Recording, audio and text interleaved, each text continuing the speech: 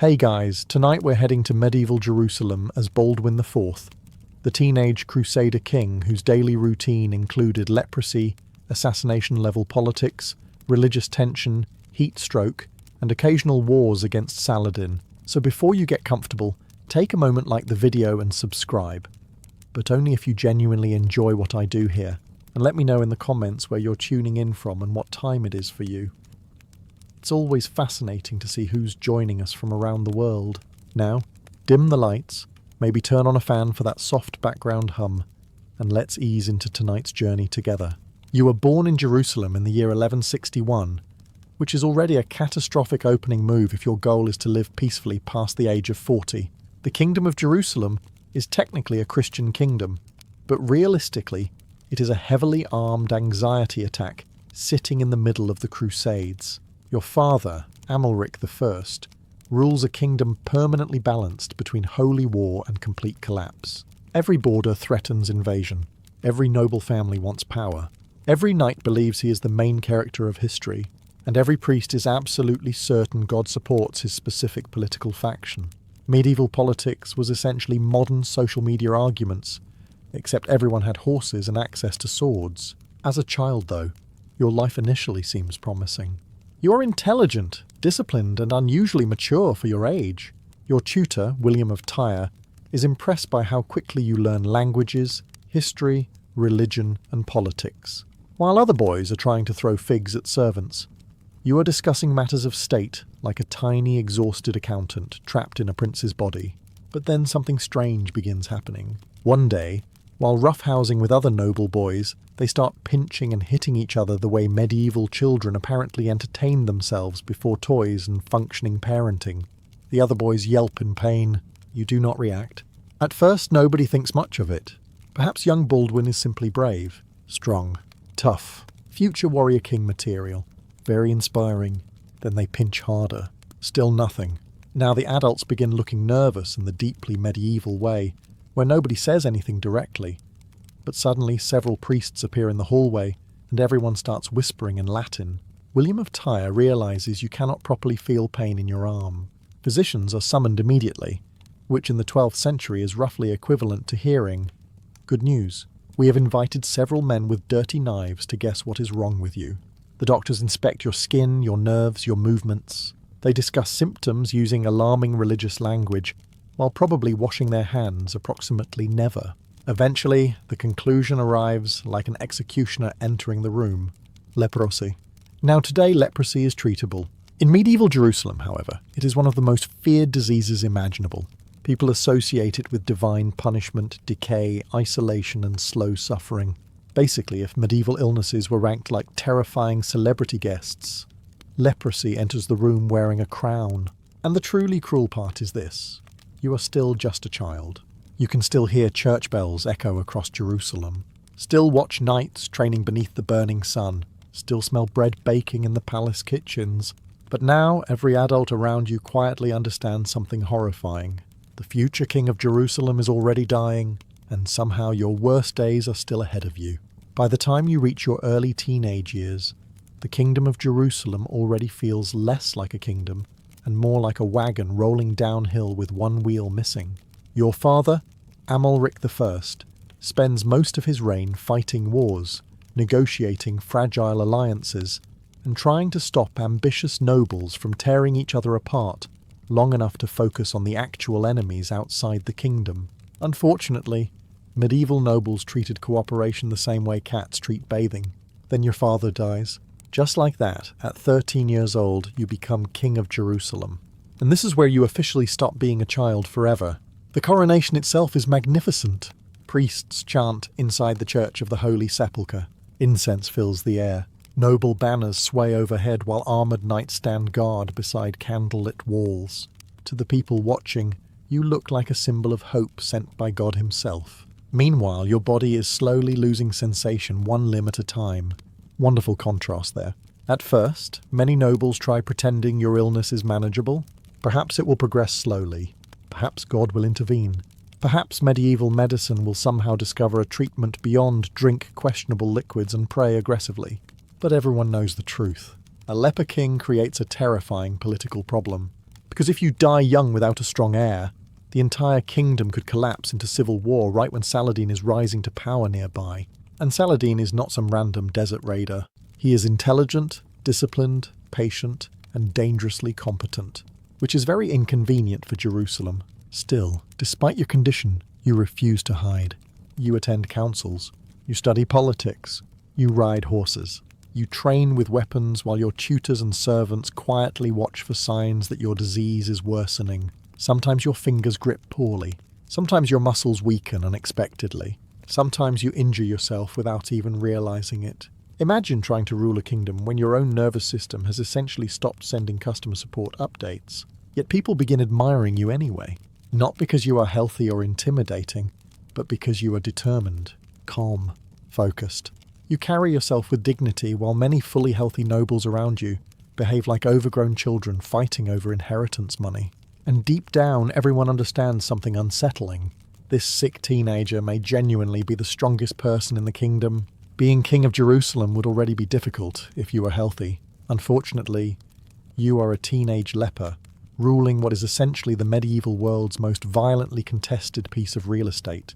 Jerusalem is sacred to Christians, Muslims, and Jews alike, meaning nearly everyone in the region has emotional, religious, political, or military reasons to fight over it. Owning the city is less like governing a kingdom, and more like sitting on a golden chair placed directly above a volcano. To the north and south, Muslim powers circle constantly. Raids erupt along borders. Castles require endless repairs. Roads remain dangerous. Pilgrims arrive from Europe expecting holy enlightenment, and instead discover heatstroke, dysentery, and taxes. And inside your own court, things somehow become even more exhausting. The nobles of Jerusalem spend an impressive amount of time competing against one another, while the kingdom itself teeters on the edge of destruction. One faction supports this marriage alliance, another wants different heirs. One lord insults another lord's honour. Someone storms out of a council meeting dramatically. Medieval politics often resembled a family dinner, where everyone happened to own cavalry. As king, you are expected to manage all of this calmly.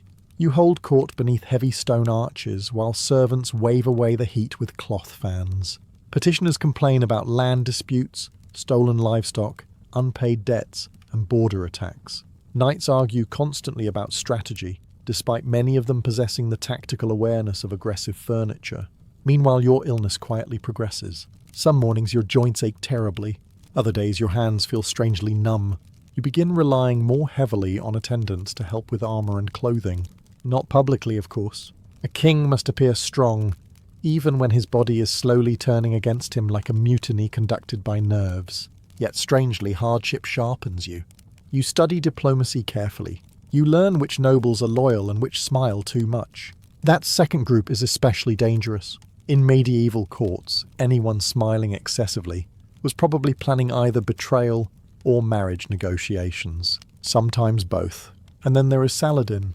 Word spreads across the east about the brilliant Muslim leader uniting territories around Jerusalem. Unlike many rival rulers, Saladin is patient, disciplined, intelligent, and deeply respected by his men.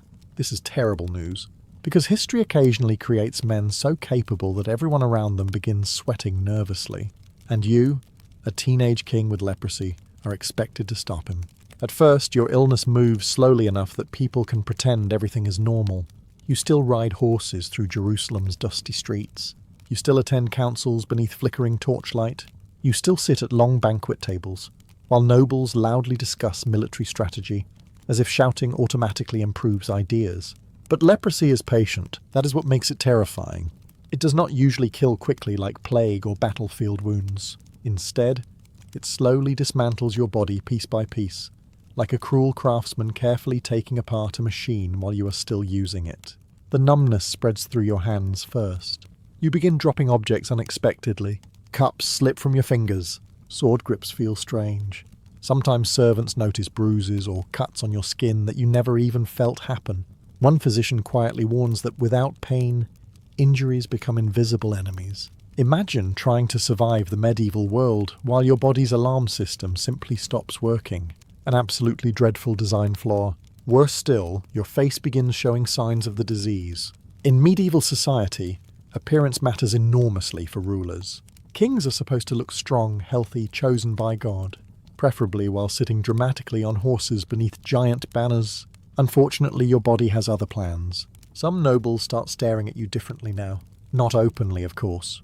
Nobody wants to insult the king directly. That tends to shorten life expectancy considerably. But you notice the hesitation, the whispers, the subtle discomfort whenever your illness becomes visible. And yet you continue working. You attend military briefings despite exhaustion. You review fortifications, negotiate disputes, and listen to endless complaints from ambitious lords who somehow still believe their personal rivalries are the kingdom's greatest threat. Meanwhile, the actual greatest threat is gathering strength outside the borders. Saladin continues expanding his power across the region. City after city falls under his influence. His armies grow stronger, his commanders more disciplined. Even his reputation begins frightening people. The kingdom needs a warrior king. Instead, it has a teenager whose servants sometimes help him dress because his fingers no longer cooperate properly. And this is the strange part. Rather than making you weaker mentally, the disease hardens you. You stop caring about luxury. Stop wasting time trying to impress shallow courtiers. You understand something many healthy nobles never will. Life is short, fragile, and brutally unfair, which means there is no point pretending otherwise. If you are going to die young anyway, then you might as well become terrifying first. If disease were your only problem, your life might almost be manageable. Unfortunately, you also have a royal court, and medieval royal courts are essentially elegant snake pits with better clothing. As your illness becomes more visible, the nobles of Jerusalem begin quietly calculating the future. Not your future, of course. That part looks increasingly grim. They are calculating their own futures. Who inherits power?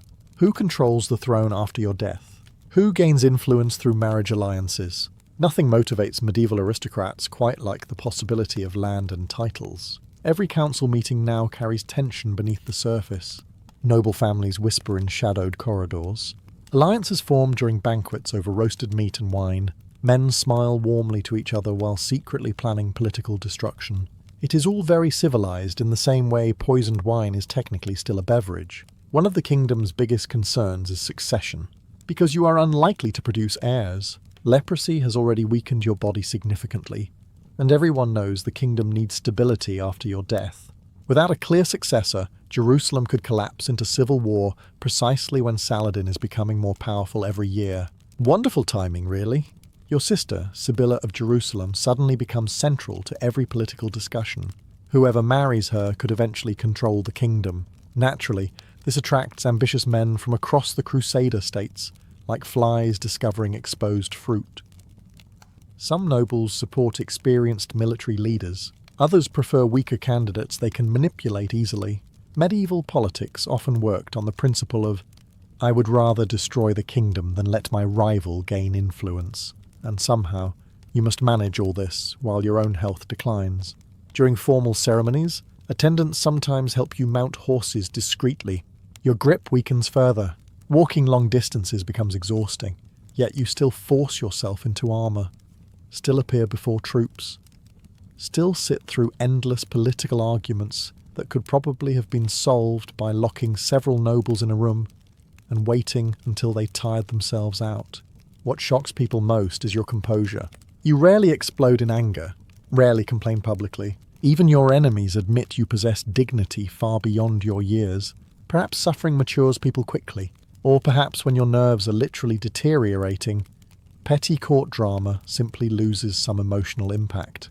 Lord Raymond insulted Lord Guy during dinner. Incredible.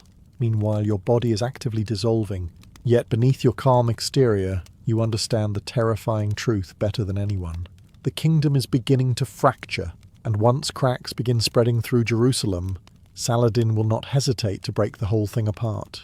Most kings in your condition would probably remain inside dark chambers surrounded by priests, physicians, and optimistic people saying things like, perhaps rest will help. You do not have that luxury, because the borders of Jerusalem are constantly under threat, and your nobles still expect their king to lead. So despite worsening leprosy, you continue riding with armies across the dry hills and burning plains of the Holy Land, which is impressive enough already. Riding a horse while healthy is difficult. Riding one while parts of your body are gradually losing coordination, feels like history personally issuing you a challenge out of spite. The heat becomes unbearable during campaigns. Armor traps sunlight against your body like a portable oven. Dust clings to your skin. Sweat burns your eyes. Long marches leave soldiers exhausted before battles even begin.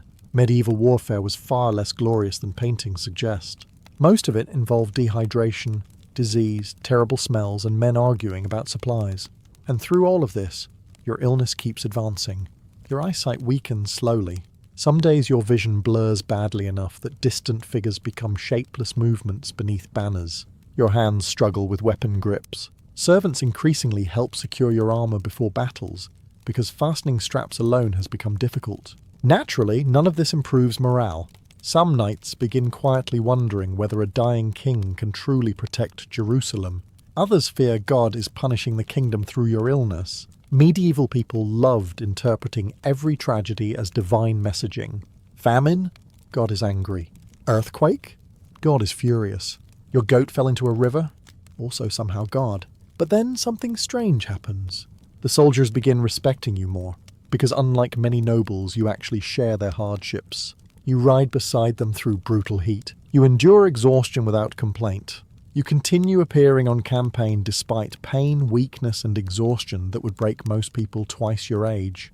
And soldiers notice these things. One knight later recalls seeing you riding silently beneath the desert sun, your face partly covered, your weakened hands struggling slightly with the reins, yet refusing assistance. That image stays with them, not because you look powerful, but because you refuse surrender. Meanwhile, across the region, Saladin continues gathering strength.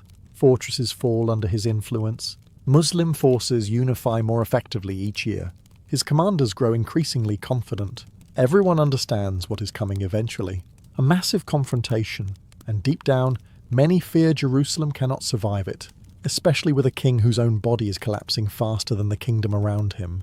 By the year 1177, the situation becomes disastrous even by Crusader standards, which is saying something because Crusader history is essentially one long sequence of catastrophes interrupted occasionally by miracles. Saladin launches a major invasion into the Kingdom of Jerusalem with a massive army. His forces sweep across the countryside, raiding settlements and advancing toward Jerusalem itself. Many believe the kingdom is finished. Honestly, they have good reasons. Saladin commands thousands of experienced troops. You, meanwhile, are a sick teenage king whose body is actively malfunctioning. Your available forces are badly outnumbered. Several nobles hesitate to commit fully. Others are busy arguing, which medieval lords continue doing with remarkable dedication, even during national emergencies. At this point, most rulers would probably retreat behind city walls and prepare for siege. Instead, you decide to attack, which sounds brave in history books, but probably sounded completely insane at the time. You ride out with a much smaller army near the hill of Montgisard. Priests carry sacred relics beside the troops, including what is believed to be a fragment of the true cross. Soldiers pray nervously while dust swirls through the air beneath the burning sun. And there you are at the centre of it all. A teenager with leprosy leading a desperate cavalry charge against one of the greatest commanders of the age. No pressure whatsoever. By now, your illness has already weakened you considerably. Mounting horses is difficult. Your body tires easily. Some accounts suggest attendants may have helped support you physically during the campaign.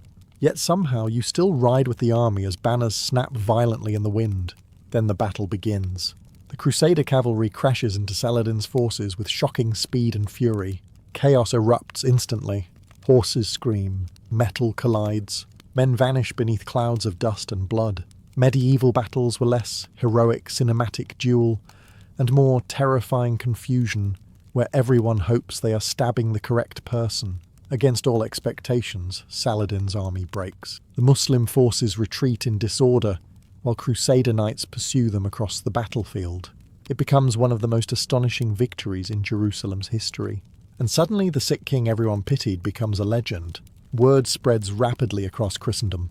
Baldwin IV, the leper king, defeated Saladin himself. Imagine being one of the nobles who doubted you earlier. Very awkward conversations afterward.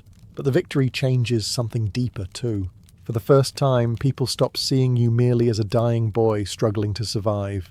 Now they see something far more dangerous, a king who refuses to surrender even to fate itself. After the victory at Montgisard, people across Jerusalem celebrate you as a miracle king. Unfortunately, miracles do not stop leprosy. Your condition continues worsening slowly, relentlessly, day after day. And now comes one of the cruelest parts of your life: medieval medicine, which, to be fair, was less a science and more an elaborate guessing competition performed by deeply confident men.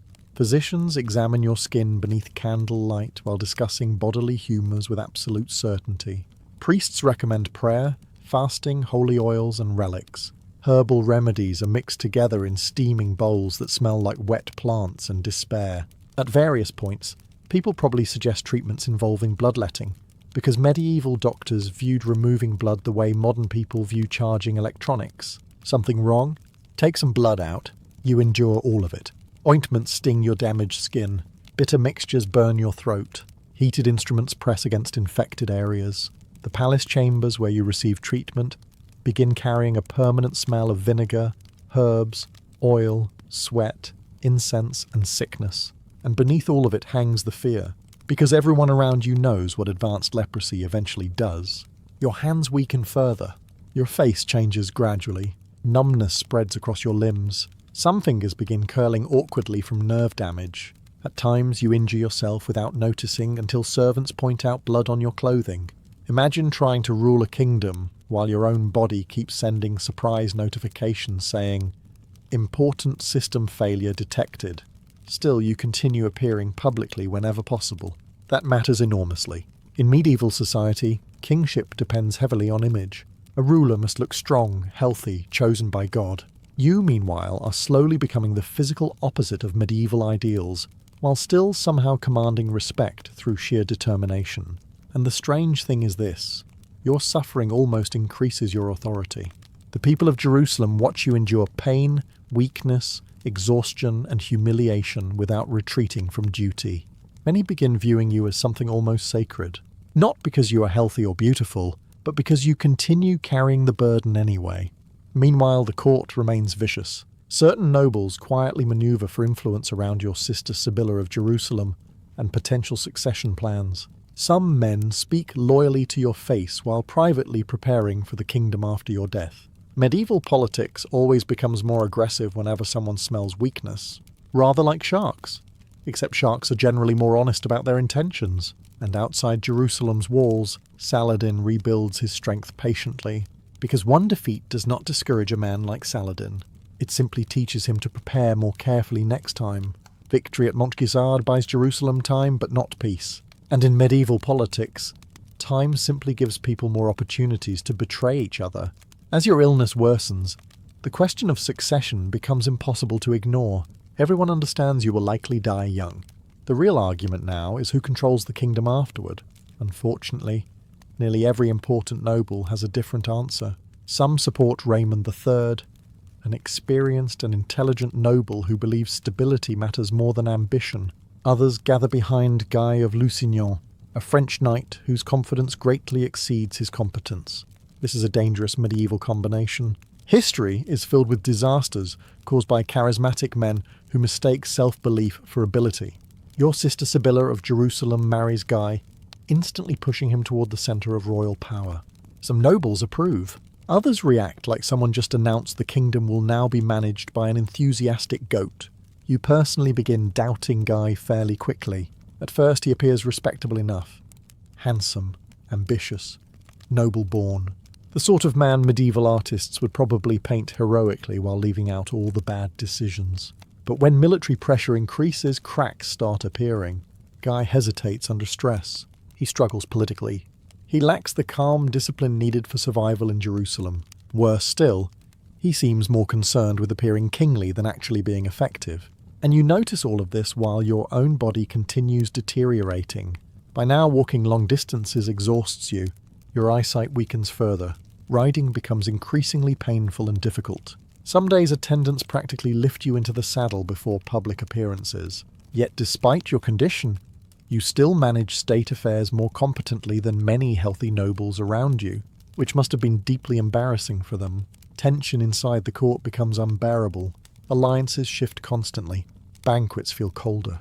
Conversations stop when certain people enter rooms. Smiles become political weapons. Every noble household quietly prepares for the possibility of your death and the chaos that may follow. And you know it. You understand better than anyone that the kingdom is standing on thin ice over deep water. Because outside Jerusalem, Saladin continues watching patiently.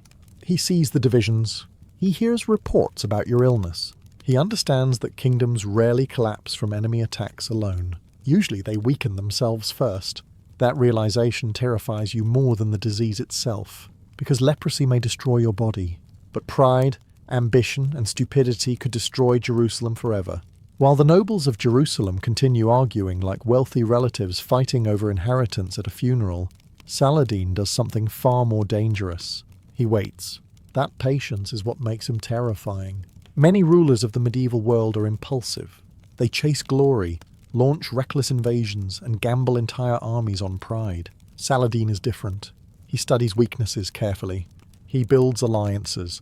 He strengthens cities, trains armies, and slowly unites Muslim territories beneath his leadership.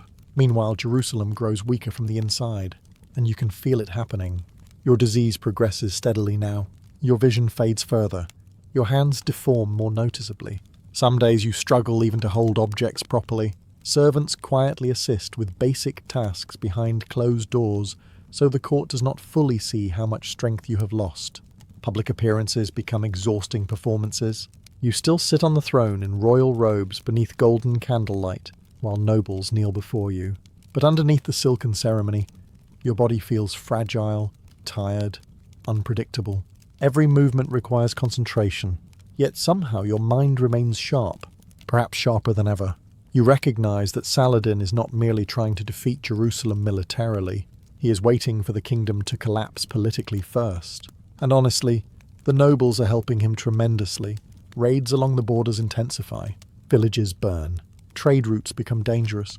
Refugees arrive in Jerusalem carrying stories of attacks and destruction.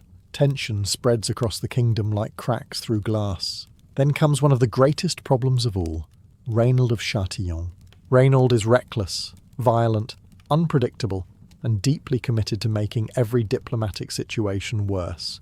He attacks caravans, provokes Muslim forces constantly, and behaves less like a strategic noble and more like a man personally trying to speed-run apocalypse. Even you struggle to control him, and every time Reynald launches another raid or insult, Saladin gains more justification for future war. The worst part is knowing you may not live long enough to stop what is coming. At night, Jerusalem feels strangely quiet. You hear distant footsteps echo through palace halls. Priests murmur prayers in candlelit chapels. Wind drifts through narrow stone windows carrying dust from the desert beyond the walls. And somewhere out there, Saladin prepares patiently. He knows your kingdom depends heavily on one exhausted young king holding everything together through sheer willpower. A king whose body is failing faster every year. And history has a cruel habit of attacking precisely when people become weakest. By now, ruling Jerusalem feels less like kingship and more like carrying a collapsing cathedral on your shoulders, while everyone around you argues about whose banner should hang above the entrance. Your illness has advanced severely. Walking without assistance becomes difficult. Your eyesight fades badly enough that faces blur at a distance. Your hands barely function properly anymore. Some fingers remain curled and stiff from nerve damage, while other parts of your body feel almost completely numb, and yet every morning servants still dress you in royal robes. That is one of the strangest things about monarchy. The ceremonies continue no matter how terrible reality becomes. Even while your body slowly breaks apart, attendants still adjust your crown carefully. Nobles still bow. Priests still chant blessings. And scribes still record official decrees as though the kingdom itself is eternal. It is not. You know that now more than anyone. The stress of leadership becomes unbearable at times. Every decision carries enormous consequences. One wrong alliance could fracture the kingdom. One failed military response could invite invasion. One ambitious noble could plunge Jerusalem into civil war the moment you die. And unfortunately, several nobles seem very interested in trying exactly that. You increasingly rely on trusted advisors like Raymond III, though even trusted allies come with complications. Medieval politics never allows simple friendships. Everyone has ambitions, family interests, territorial concerns, or old grudges dating back 3 generations because somebody insulted somebody else's horse. Meanwhile, your frustration with Guy of Lusignan grows stronger. You begin realizing he may not be capable of protecting the kingdom after your death. His leadership feels uncertain, hesitant. Too concerned with appearance and court approval, Jerusalem does not need a decorative king. It needs someone capable of surviving a storm already gathering at the gates. And outside those gates, Saladin continues growing stronger every year. Some nights, exhaustion overwhelms you completely. Your servants help remove heavy robes, while physicians inspect worsening symptoms beneath candlelight. The rooms smell constantly of oil, herbs, wax, and sickness now. Your muscles ache. Your skin burns in some places and feels dead in others. You are still barely in your 20s. That part feels especially cruel. Most young men your age are thinking about tournaments, marriage, adventure, or drunken mistakes involving taverns. You are trying to prevent the collapse of an entire kingdom while slowly going blind. And somehow, despite everything, you still refuse to surrender. Because if the king breaks first, then Jerusalem will not be far behind. There comes a point where your illness can no longer be hidden behind royal ceremony. That point arrives when your hands begin failing completely. At first, the weakness had been manageable. You dropped objects occasionally, struggled with weapon grips, needed assistance fastening armor, small humiliations quietly hidden behind palace doors. Now the damage becomes impossible to disguise. Your fingers curl unnaturally from nerve deterioration. Some parts of your hands feel completely numb, while others burn with strange pain. You cannot properly hold reins anymore for long periods. Signing documents becomes difficult. Even lifting cups at banquets sometimes requires concentration. Imagine being king while losing an argument against basic hand movement.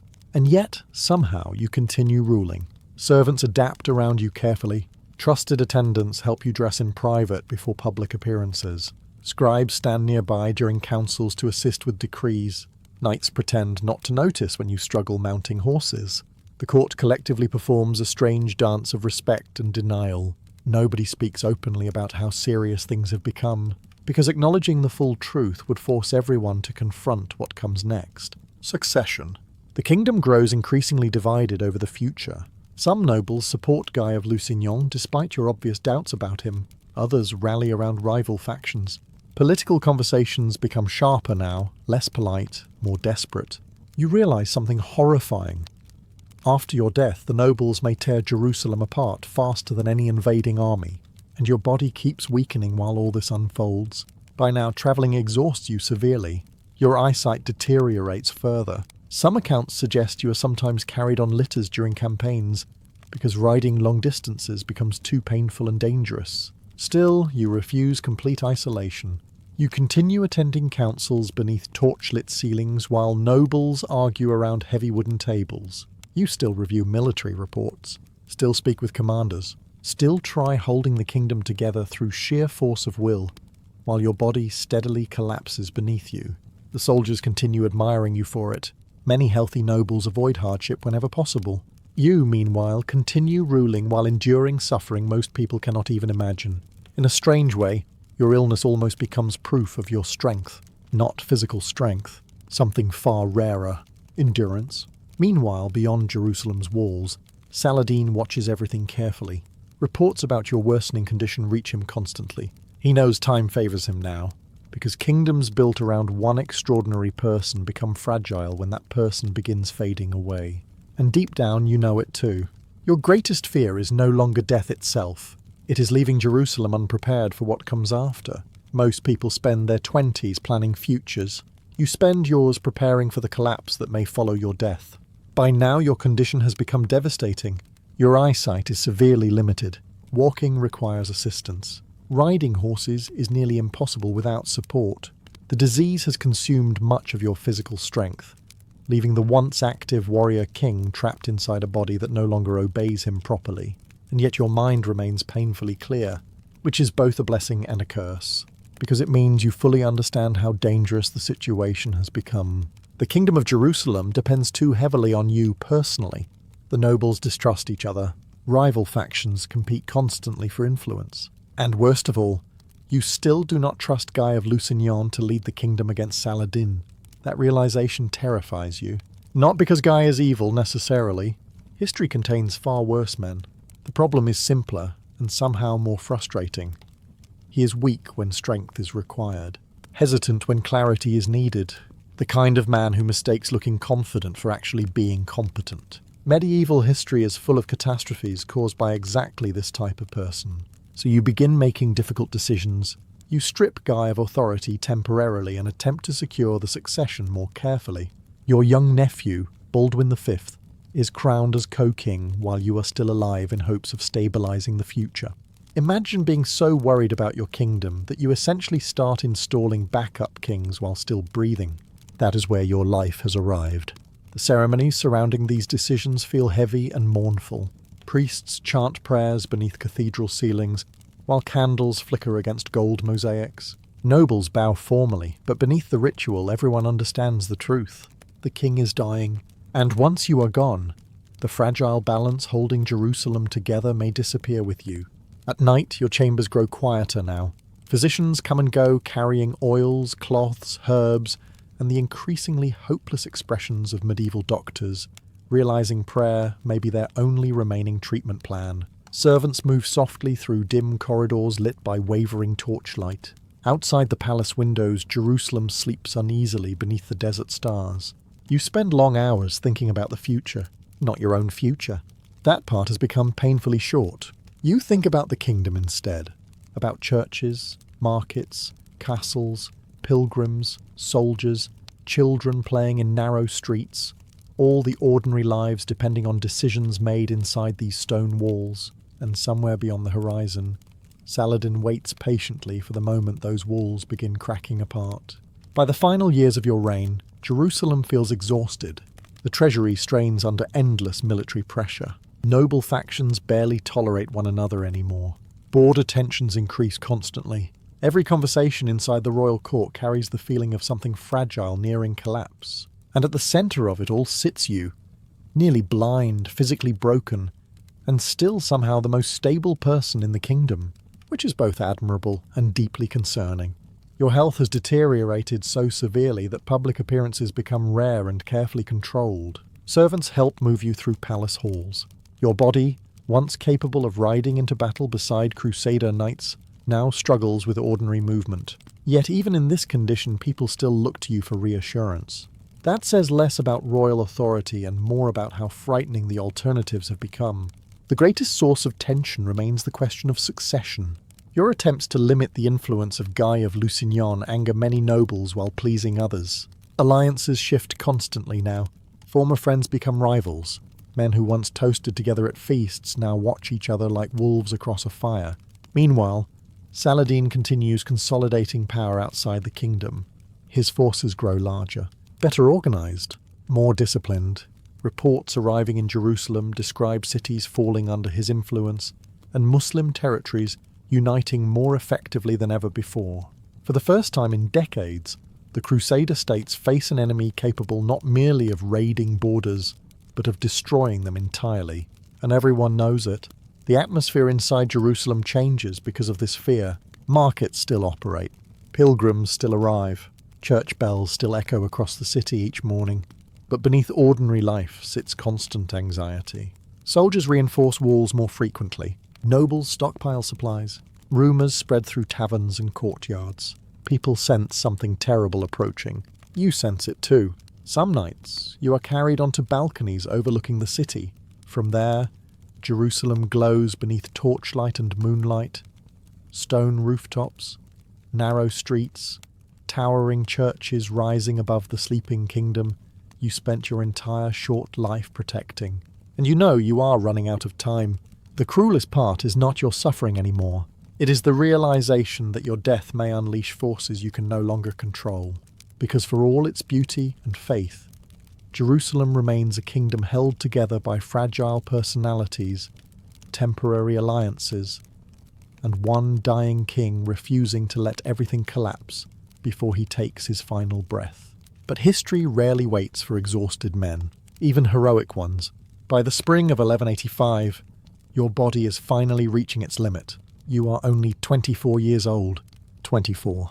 Most people at that age are still making terrible decisions with excessive confidence. You, meanwhile, have spent years carrying the survival of an entire kingdom while battling one of the most horrifying diseases of the medieval world. Leprosy has consumed nearly everything now. You are almost blind. Walking is nearly impossible without assistance. Your limbs weaken constantly. Pain mixes strangely with numbness, creating a body that feels both exhausted and disconnected from itself. The physicians still attempt treatments, though by this point even they seem aware they are mostly rearranging herbs around inevitability. And yet, despite everything, you never truly surrender to despair. That is what people remember most about you. Not merely the disease, not merely the battles, but the refusal to break. Inside the palace, the atmosphere grows mournful. Priests whisper prayers through candlelit halls while servants move quietly between chambers. Nobles speak carefully now, already thinking about the dangerous future approaching after your death, because everyone understands what comes next. Without you, the fragile balance holding Jerusalem together may collapse completely. And sadly, history proves those fears correct. After your death, power struggles intensify rapidly. Guy of Lusignan eventually gains greater authority despite all your concerns. Noble divisions worsen. Strategic mistakes multiply. The unity you fought desperately to preserve begins unraveling almost immediately. Meanwhile, Saladin continues preparing patiently. Only 2 years after your death, Jerusalem's armies suffer catastrophic defeat at the Battle of Hattin. The kingdom is shattered. Soon afterward, Saladin captures Jerusalem itself. The city you spent your life protecting is lost, and somehow that may be the cruelest ending of all. But even then, your legacy survives, because historians remember something extraordinary about Baldwin IV. Despite unimaginable suffering, despite political chaos, despite knowing his own life would be painfully short, he continued ruling with courage and determination that many healthy kings never possessed. You were not supposed to survive childhood. You were not supposed to lead armies. You were not supposed to defeat Saladin at Montchezard.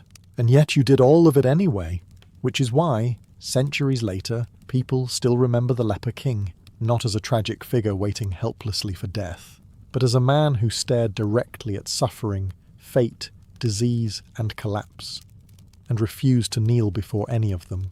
A medieval king held together almost entirely by willpower, prayer, and pure stubbornness. When Vitellius first approached the throne of Rome, the empire was already exhausted. Emperors were appearing and disappearing so quickly that Roman citizens probably stopped memorizing names altogether. Who rules Rome now had become less of a political question and more of a daily weather update. Vitellius arrived during the chaos of the Year of the Four Emperors, a civil war so unstable that generals across the empire kept deciding they personally deserved supreme power, which, to be fair, was how Rome usually handled succession. There was no calm constitutional process, just angry legions, dramatic speeches, and an unhealthy amount of stabbing. But Vitellius stood apart from the others in one important way. Most Roman rulers at least pretended to enjoy military discipline, administration, or public duty. Vitellius seemed primarily interested in lunch, then dinner, then the strategic planning of tomorrow's lunch. Ancient writers described him as charming, lazy, extravagant, and hopelessly devoted to excess. He loved games, luxury, performers, racing factions, and above all, food. Not normal food either. Vitellius approached banquets like a man attempting to personally bankrupt the Mediterranean economy. Even before becoming emperor, he had built a reputation for indulgence. He spent enormous sums entertaining people and surrounding himself with flatterers. Roman nobles often hosted lavish dinners to show power and sophistication, but Vitellius treated moderation as a personal insult. If another aristocrat served peacock, he wanted 2 peacocks and an entire tray of flamingo tongues beside them.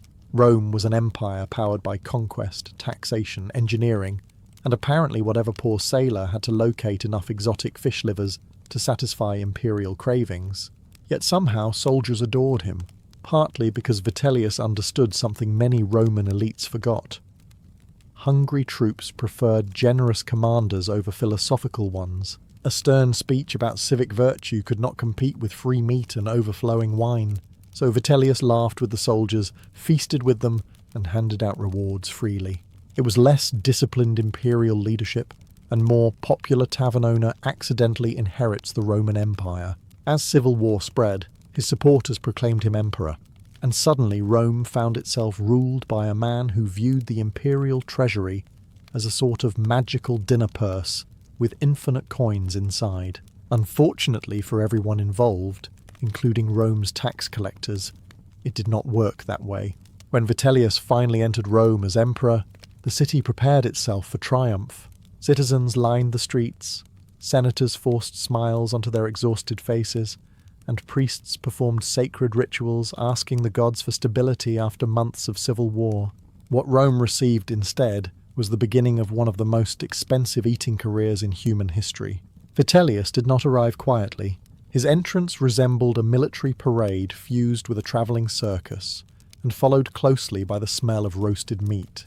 Thousands of soldiers marched beside him while wagons carried luxury goods, entertainers, servants, and enough wine to tranquilize a medium-sized province. The emperor immediately began hosting banquets on a scale that shocked even wealthy Romans.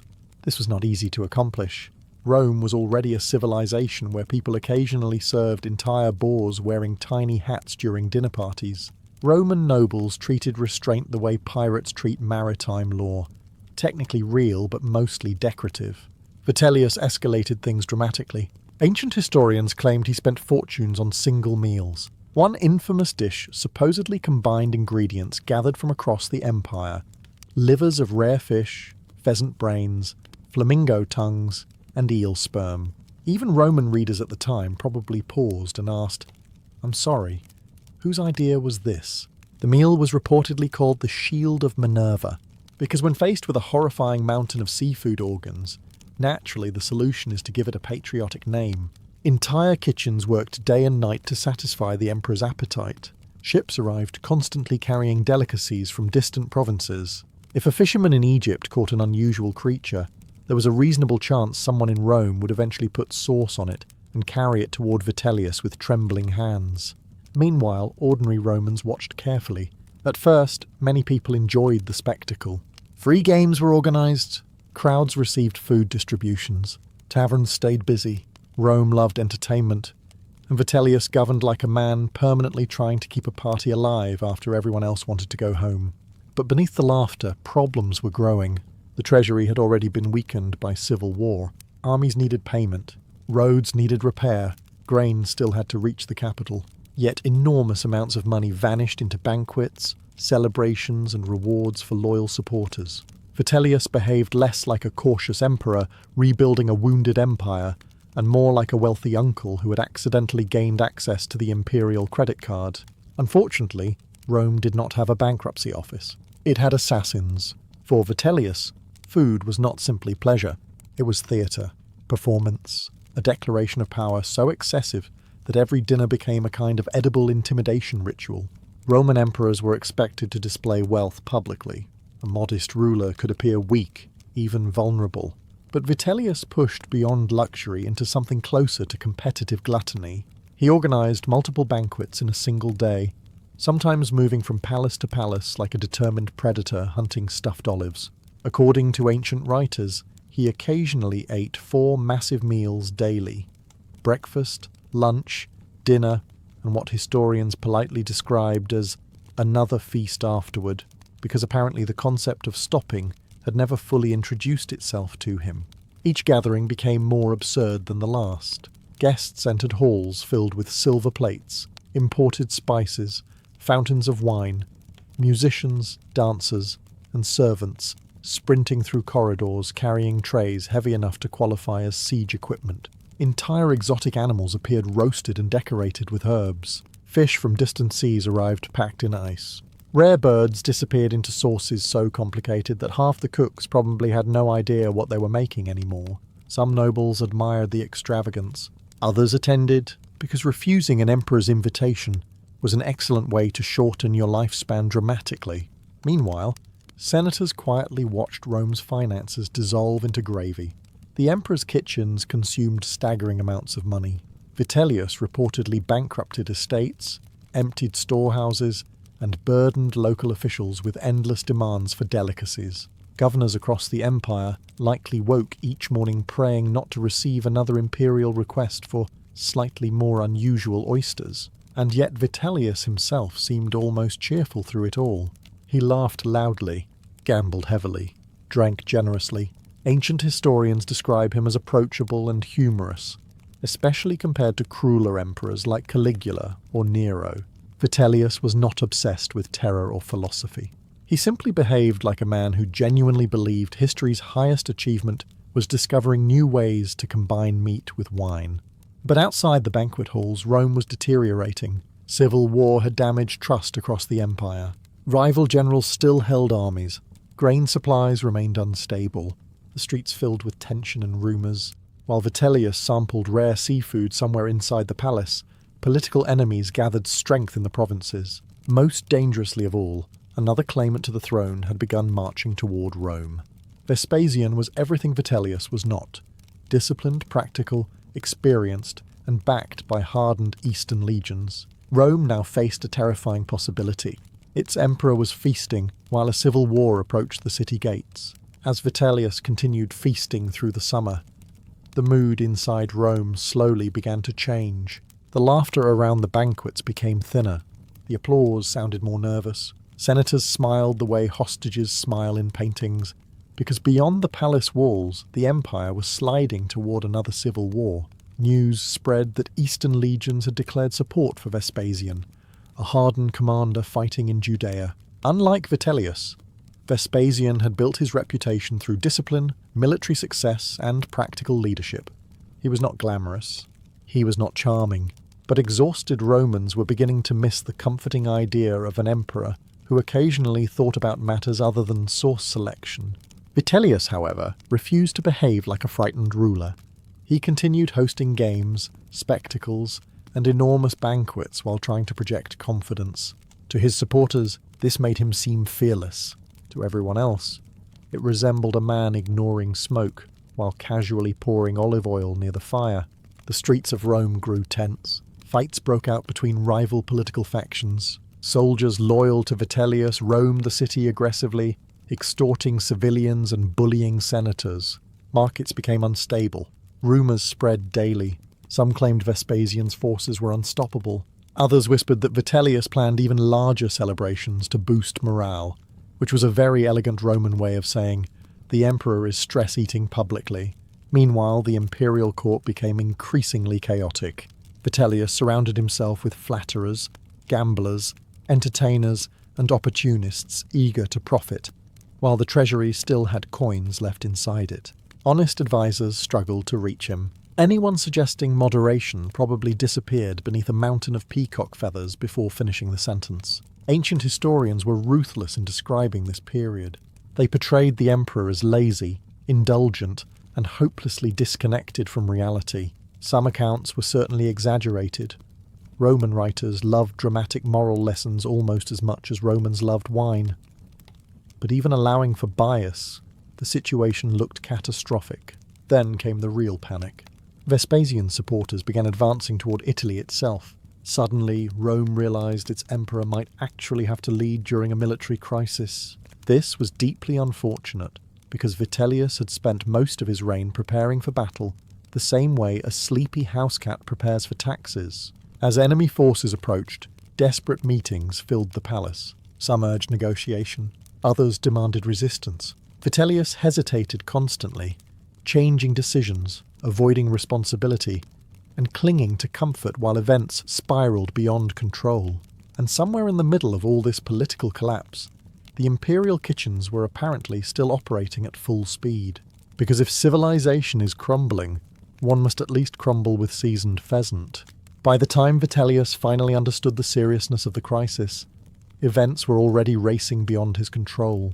The armies loyal to Vespasian were advancing steadily toward Italy, crushing resistance and gathering momentum with every victory. Rome now faced a familiar problem: another civil war. The empire had become trapped in a brutal cycle where generals with loyal armies kept deciding they should be emperor, which unfortunately was often a very convincing argument when supported by 40,000 armed men. Vitellius attempted to respond, but leadership did not come naturally to him. Feasting came naturally, Public spectacle came naturally, ordering another tray of imported shellfish, while the treasury screamed softly in the distance came very naturally. Military strategy, however, was less comfortable terrain. Still, preparations for war began. Barricades appeared in parts of Rome. Loyal soldiers gathered around the emperor. Weapons were distributed to civilians and gladiators alike. Yes, gladiators. Because when your government is collapsing, clearly the solution is to hand swords to professional arena fighters, already accustomed to solving problems through dramatic violence. The city descended into fear. Markets closed early. Wealthy families hid valuables or fled entirely. Rumours spread faster than official announcements. Some citizens supported Vitellius. Others secretly hoped Vespasian would arrive quickly and restore order before Rome tore itself apart completely. Inside the palace, Vitellius wavered constantly. At one point, he reportedly considered abdication. Negotiations were discussed. Supporters begged him to fight on. Others encouraged surrender. Ancient historians describe scenes of confusion, emotional speeches, and panicked advisors rushing through corridors, while the emperor drifted between despair and denial. And yet, even during this chaos, the banquets did not fully stop.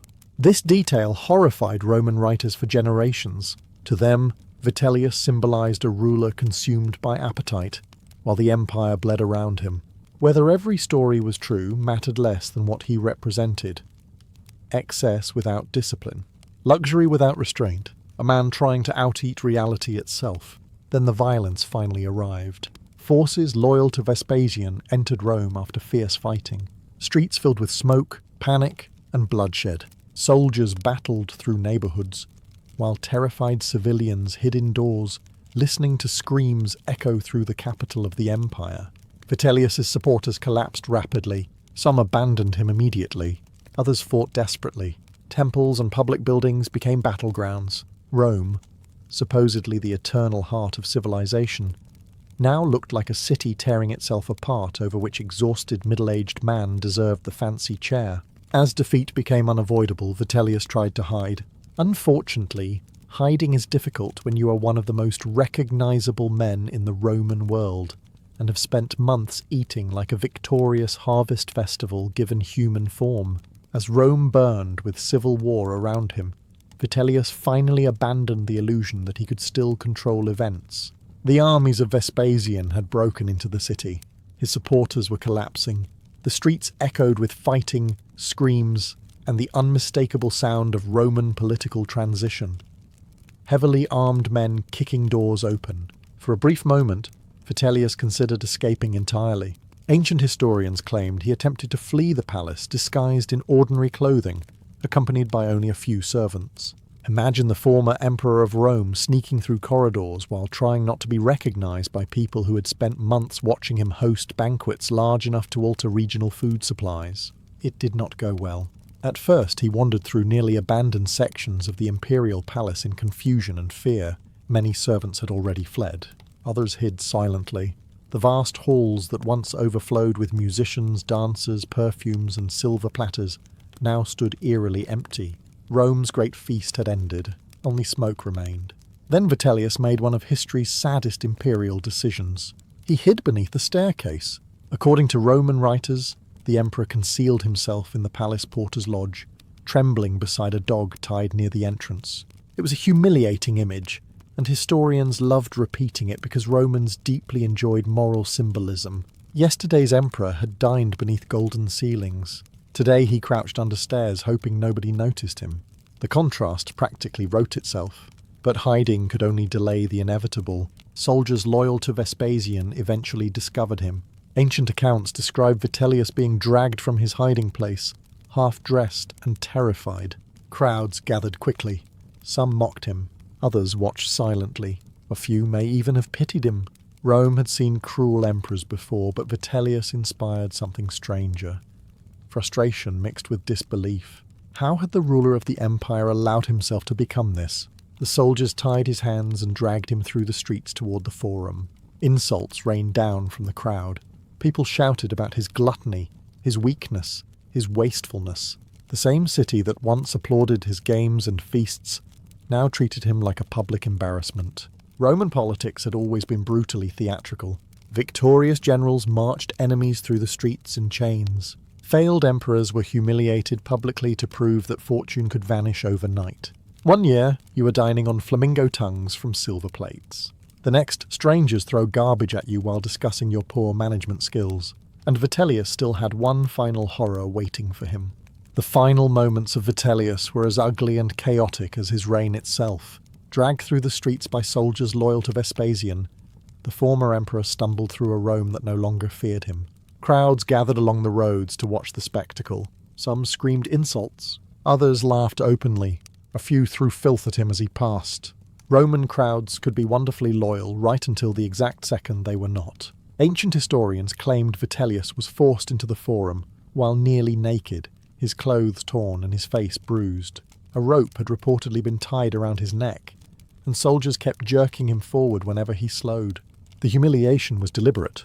Rome wanted to see the mighty reduced to helplessness. It reassured everyone that no emperor, no matter how powerful, stood above fate, especially emperors who spent the treasury trying to discover new ways to cook seafood.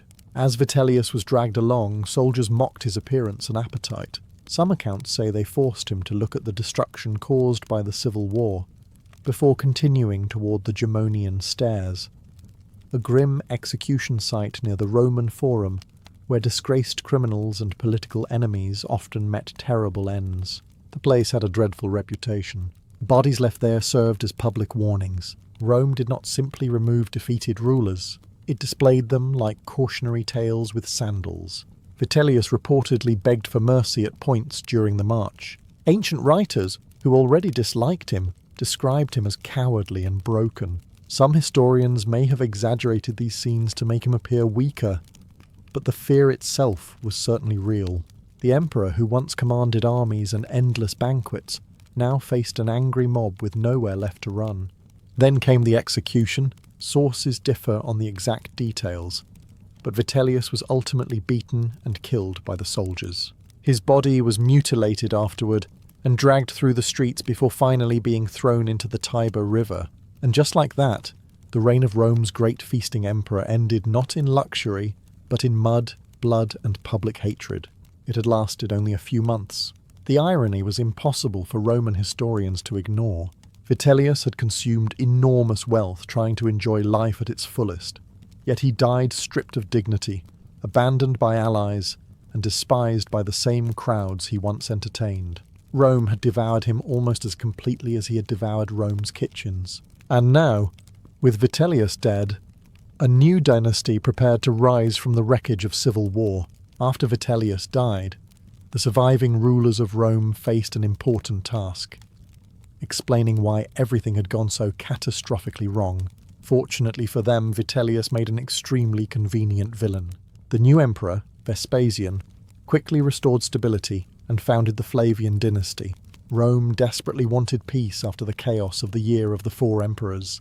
And when societies recover from disaster, they often search for one person to blame entirely, someone who can carry the full weight of collective embarrassment, like a political sacrificial goat.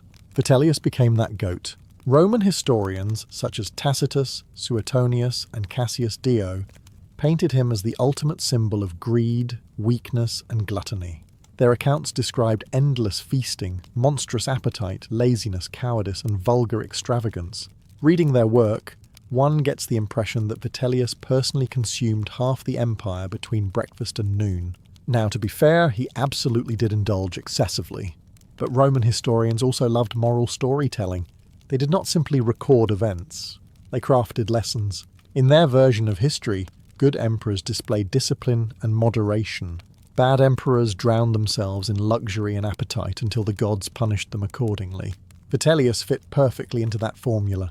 So every banquet became larger in the retelling, every meal more grotesque, every flaw more dramatic. Ancient writers described impossible dishes, endless vomiting to continue eating, and absurd spending habits that may have been exaggerated over time. Romans enjoyed gossip almost professionally. Add politics to the mix, and historical accuracy occasionally got thrown into the Tiber alongside the bodies. Still, even behind the exaggerations, a real truth remained. Vitellius represented a Rome that had lost control of itself. The empire had become so rich, so vast, and so politically unstable that a man could rise to supreme power largely by pleasing soldiers and throwing extravagant feasts. Civil wars shattered institutions. Armies decided emperors. Public entertainment distracted the masses while deeper problems spread beneath the surface like cracks in marble. Vitellius was not the disease. He was a symptom wearing expensive robes and holding a roasted pheasant. And yet, strangely, there is something almost tragic about him. Unlike emperors remembered for calculated cruelty, Vitellius often seems more foolish than evil, weak rather than monstrous, a man hopelessly consumed by comfort while history collapsed around him, which, unfortunately, remains one of civilization's most recurring hobbies. Today, Vitellius survives in history as one of Rome's great cautionary tales, not because he conquered vast territories or passed brilliant reforms, not because he reshaped the empire or inspired generations, but because he ate endlessly. To later Romans, Vitellius became the perfect example of imperial excess, a ruler consumed by appetite, while the empire spiraled into violence around him. His reign lasted less than a year, yet historians remembered him for centuries because he symbolized something deeply Roman, the fear that luxury could destroy power from within. Rome admired wealth, but it also distrusted it. A strong Roman leader was supposed to appear disciplined, restrained, hardened by duty. Even emperors who secretly indulged themselves usually pretended otherwise. Vitellius did not pretend very much at all. He openly embraced pleasure, spectacle, and extravagant living with the enthusiasm of a man who believed moderation was invented by unhappy people. And in calmer times, perhaps he might have survived longer. That is the strange part. Vitellius ruled during one of the worst political crises in Roman history. Civil war had shattered trust across the empire. Armies fought each other openly. Emperors rose and fell within months. The treasury was exhausted. Provinces were unstable. Rome needed discipline, strategy, and careful leadership. Instead, it got banquets featuring flamingo tongues. Historians would spend generations mocking him for that contrast. Yet despite everything, Vitellius remains oddly human compared to some Roman rulers. He was not remembered as a terrifying madman like Caligula, nor as a calculating tyrant like Domitian. He often appears less like a monster and more like a deeply flawed man completely overwhelmed by power, comfort, and circumstance. A man who mistook temporary pleasure for stability. His downfall also revealed the brutal truth of Roman politics. The empire did not reward kindness, humour, or generosity for long. It rewarded control, military loyalty, fear, administrative competence. An emperor could host magnificent games and feed thousands of people, but if rival legions marched on Rome, none of those banquets truly mattered. In the end, Vitellius discovered the same lesson many rulers learned too late. Power is never permanent. One day you recline beneath golden ceilings, while servants carry silver trays toward your couch. Musicians play softly. Wine spills into crystal cups. The richest foods in the known world arrive before you in endless waves. And the next day, Rome drags you through the streets and throws your body into the river. The empire had feasted too, and it was always hungry for more. When people think of King Arthur, they usually imagine glittering armour, noble knights, giant castles, and long speeches about honour delivered by men with remarkably clean teeth for the Middle Ages. The Britain that may have inspired the Arthur legend looked absolutely nothing like that. This was not a land of polished stone castles and organised kingdoms. It was a collapsing frontier at the edge of a dying world. Roman roads cracked apart beneath weeds. Towns emptied slowly. Old bathhouses stood abandoned like the skeletons of a vanished civilization. And across the countryside, frightened communities waited nervously for the next raid, because Rome was leaving. For nearly 4 centuries, the Roman Empire had ruled Britain. Roman soldiers guarded the frontiers. Roman engineers built roads, forts, villas, and cities. Trade connected Britain to Europe, North Africa, and beyond. Even distant provincial towns could still feel connected to the machinery of the empire. Then, during the early 5th century, the Roman world began tearing itself apart. Barbarian invasions, civil wars, economic collapse, and political chaos forced Rome to withdraw its legions from Britain. The empire basically looked at the island and said, "Best of luck with all that," before sprinting away to deal with several other disasters simultaneously. And suddenly, Britain stood alone. Without Roman protection, the island fractured into dozens of competing territories ruled by local warlords and Romano-British nobles. Some still tried to preserve Roman traditions. Others adapted quickly to the harsher new reality. Law and order weakened. Trade collapsed in many regions. Entire towns shrank or disappeared entirely. Meanwhile, enemies circled from every direction. Picts raided from the north. Irish raiders struck western coasts. And across the North Sea came growing waves of Saxon settlers and warriors who slowly carved out territories for themselves. These migrations and invasions transformed Britain permanently. Villages burned. Alliances shifted constantly. One season's ally could easily become next season's corpse in a muddy ditch. This was the world where the Arthur legend may have begun. Not a shining kingdom, but a desperate age of survival. Historians believe that if a real Arthur existed, he likely was not a king at all. He may have been a Romano-British military leader fighting against Saxon expansion sometime during the late 5th or early 6th century. Perhaps a successful warlord whose victories became exaggerated over generations until history and myth fused together completely. And honestly, that transformation makes perfect sense. When people live through chaos, they create heroes, especially when the real world offers very few. The biggest problem with proving whether King Arthur was real is painfully simple. Almost nobody wrote anything down, and the few people who did were living through such chaos that accurate record-keeping was probably not their highest priority. It is difficult to preserve neat historical archives when your village might be raided next Thursday by angry men carrying axes. The period after Rome abandoned Britain is often called the Dark Ages, partly because historians have so little reliable information from it. Written sources became rare, literacy declined in many areas, monasteries survived in some regions, but large-scale Roman administration had collapsed. Britain fragmented into isolated kingdoms, where survival mattered more than careful documentation. As a result, the historical Arthur problem becomes a giant foggy swamp of half-missing clues. The earliest surviving source often connected to Arthur comes from a monk named Gildas, writing sometime during the 6th century. Gildas described wars between the Britons and Saxons and mentioned a major British victory at the Battle of Badon, a battle many later writers connected to Arthur. But there is one enormous issue.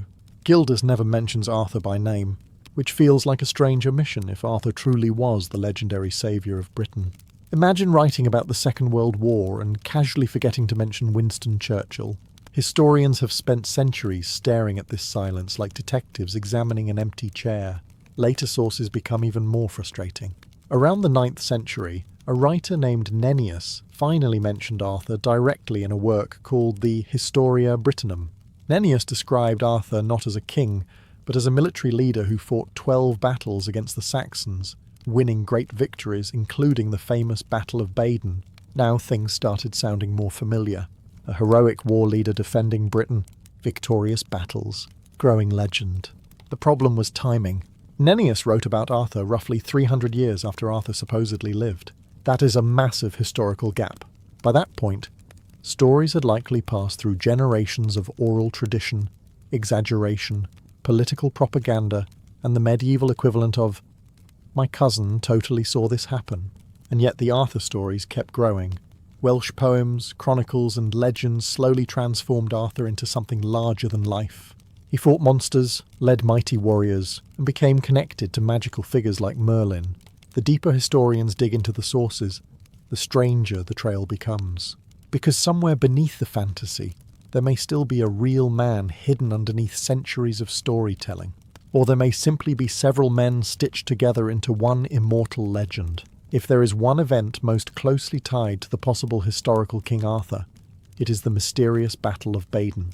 And naturally, historians are not entirely sure where it happened, when it happened, or who actually fought there, which is honestly very fitting for Arthurian history. Still, despite the uncertainty, Badon appears again and again in early sources as a massive victory for the Britons against invading Saxons. According to later tradition, this battle temporarily stopped Saxon expansion and gave Britain a brief period of peace after years of warfare. For people living through the chaos of post-Roman Britain, that kind of victory would have felt almost miraculous. The earliest reference comes once again from Gildas, writing in the 6th century.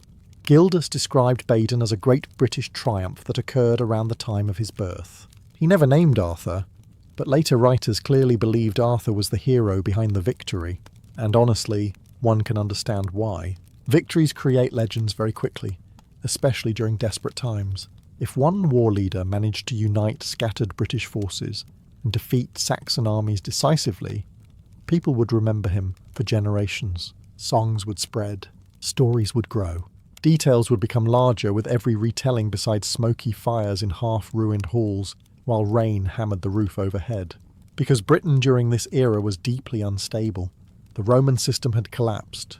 Kingdoms fought constantly. Communities lived under permanent threat of raids and invasion. In such conditions, a successful military commander would not simply become respected. He would become mythologized almost immediately. Later writers expanded the story dramatically. Nennius claimed Arthur fought 12 battles across Britain and personally killed hundreds of enemies at Baden. Medieval chroniclers later added even more heroic details. Soon, Arthur was no longer just a warrior. He became the defender of Britain itself, standing against chaos and foreign invasion, like some exhausted Romano-British version of destiny. Of course, historians remain cautious. There is no direct archaeological proof linking Arthur to Baden. Some scholars believe the battle was real, but the leader later called Arthur may have had a completely different name. Others think several war leaders were combined over time into one legendary figure. A few even argue Arthur was entirely fictional from the beginning. But the strange thing is this: the legend had to come from somewhere. People do not usually invent enormous national heroes completely out of thin air, especially during violent periods where survival dominates daily life. Something happened in Britain after Rome fell. Someone led armies. Someone won victories important enough to echo for centuries. The real Arthur, if he existed, may simply be buried beneath the legend bearing his name. By the time medieval writers truly embraced the legend of King Arthur, the story had evolved far beyond a possible Romano-British war leader fighting Saxons in muddy hills. Now Arthur had a kingdom, a glorious court, legendary knights, a magical sword, and eventually a wizard who apparently decided that the best use of supernatural power was managing medieval British politics, which already sounds exhausting enough without magic involved. This transformation accelerated during the 12th century, thanks largely to a writer named Geoffrey of Monmouth. Geoffrey wrote the Historia Regum Britannia, the history of the kings of Britain, and it completely reshaped Arthur forever. The book was wildly influential. It was also probably about as historically reliable as a tavern story told by a man named One-Eyed Gareth after 6 cups of ale. Geoffrey presented Arthur as a mighty king who ruled Britain, defeated enemies across Europe, and established a magnificent royal court. He introduced famous elements that became central to Arthurian legend, including characters like Merlin. Suddenly, the rough post-Roman warlord of earlier traditions transformed into a grand medieval monarch. And medieval Europe absolutely loved it. This was the age of knights, castles, courtly romance, and Christian kingship. Geoffrey's Arthur perfectly matched what medieval audiences wanted. A noble ruler surrounded by heroic warriors defending civilization against chaos. The fact that the real 5th century Britain contained very few giant stone castles and considerably more mud did not slow the legend down at all. Soon, other writers expanded the myth even further. French poets introduced the Round Table, noble chivalry, and romantic quests. The story of Camelot emerged as Arthur's ideal court, a place of justice, honour, and legendary fellowship. Knights such as Lancelot, Gawain, and Galahad became heroes in their own right. And then came the Holy Grail. At this point, the legend had fully escaped history and entered mythology completely. Arthurian stories became a giant medieval shared universe involving betrayal, forbidden love, Christian symbolism, magical objects, tragic destiny, and an alarming number of emotionally complicated knights. Yet despite all the fantasy, traces of the older Britain still remained hidden underneath. The wars, the collapsing kingdoms, the desperate need for unity. Camelot may never have existed physically, but psychologically it represented something very real, a dream of order in a violent world. Especially for people who rarely experienced either. For centuries, historians and archaeologists have searched for evidence of King Arthur across Britain, and Britain, in response, has mostly offered mysterious ruins, confusing clues, and an endless supply of hills locals insist are definitely connected to Arthur somehow. There is perhaps no historical figure more aggressively attached to random locations than Arthur.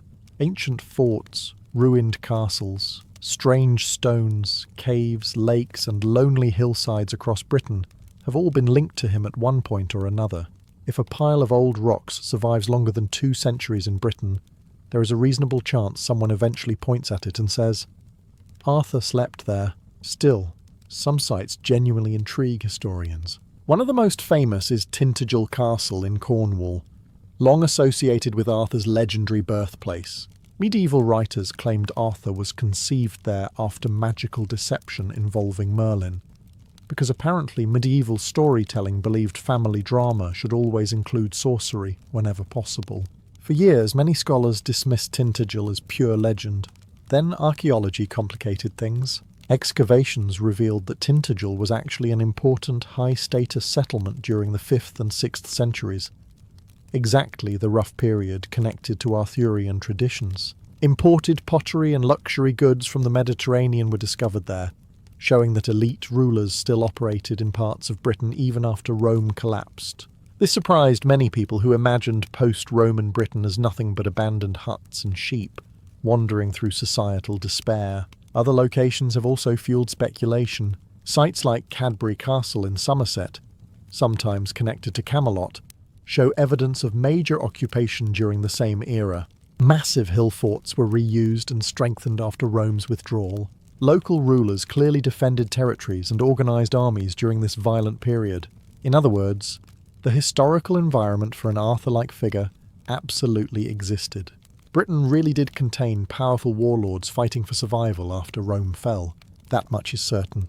But evidence for Arthur himself remains frustratingly slippery. No inscription saying Arthur was here, no royal tomb clearly tied to the legend, no surviving documents from his supposed lifetime identifying a great king uniting Britain. Historians instead work with fragments, probabilities, and educated guesses layered beneath centuries of mythology. And then things become even stranger. In the 12th century, monks at Glastonbury Abbey claimed they had discovered Arthur's grave. Conveniently, this happened after a devastating fire when the abbey desperately needed pilgrims and donations. What followed was either a miraculous historical discovery or one of medieval Europe's most successful tourist marketing campaigns. In the year 1191, monks at Glastonbury Abbey announced something extraordinary. They had found the grave of King Arthur. Naturally, this raised several important questions. First, how convenient. Second, are we absolutely sure these monks were not just medieval businessmen wearing robes? At the time, Glastonbury Abbey desperately needed money. A disastrous fire had damaged much of the monastery, and rebuilding required enormous funds. Pilgrims meant donations. Donations meant survival, and few attractions in medieval Britain could compete with the words, "Come visit King Arthur's tomb." According to the monks, workers digging between 2 ancient stone pyramids uncovered a massive grave containing 2 skeletons and a lead cross inscribed with words identifying Arthur and his queen, Guinevere. The timing was spectacular.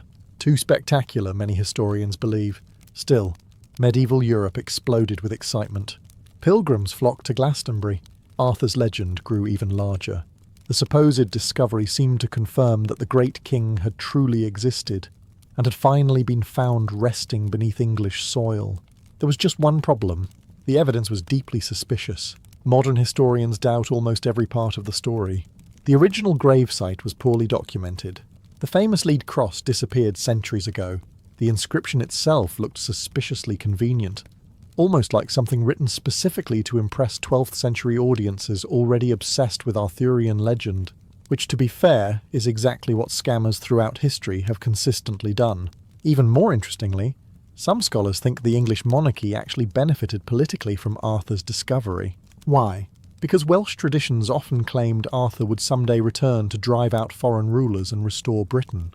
This idea made Norman kings slightly uncomfortable, since ruling a conquered population becomes harder when local legends insist a heroic warrior king may rise from the dead eventually. So discovering Arthur conveniently dead and buried solved that problem rather neatly. Very considerate of him, really. Yet despite the likely fraud, the Glastonbury story reveals something important about Arthur's power as a legend. People wanted him to be real, deeply. For medieval Britain, Arthur represented lost greatness, unity, justice, and resistance against chaos.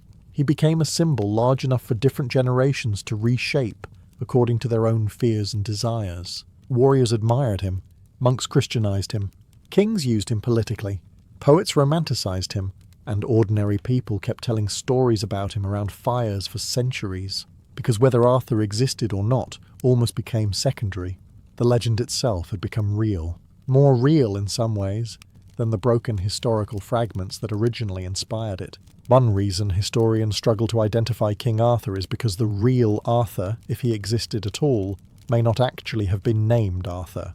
That possibility makes this entire mystery dramatically more annoying. Several historians believe the legend could be based on one historical figure, while others argue Arthur was likely a blend of multiple war leaders whose stories fused together over generations. In a violent age with poor records and endless warfare, heroic deeds could easily migrate from one man to another until a single larger-than-life figure emerged from the confusion. And honestly, humans do this constantly. We simplify messy history into memorable stories, because a complicated collection of regional military leaders resisting migration patterns during late antiquity is not nearly as exciting as mighty king with magical sword.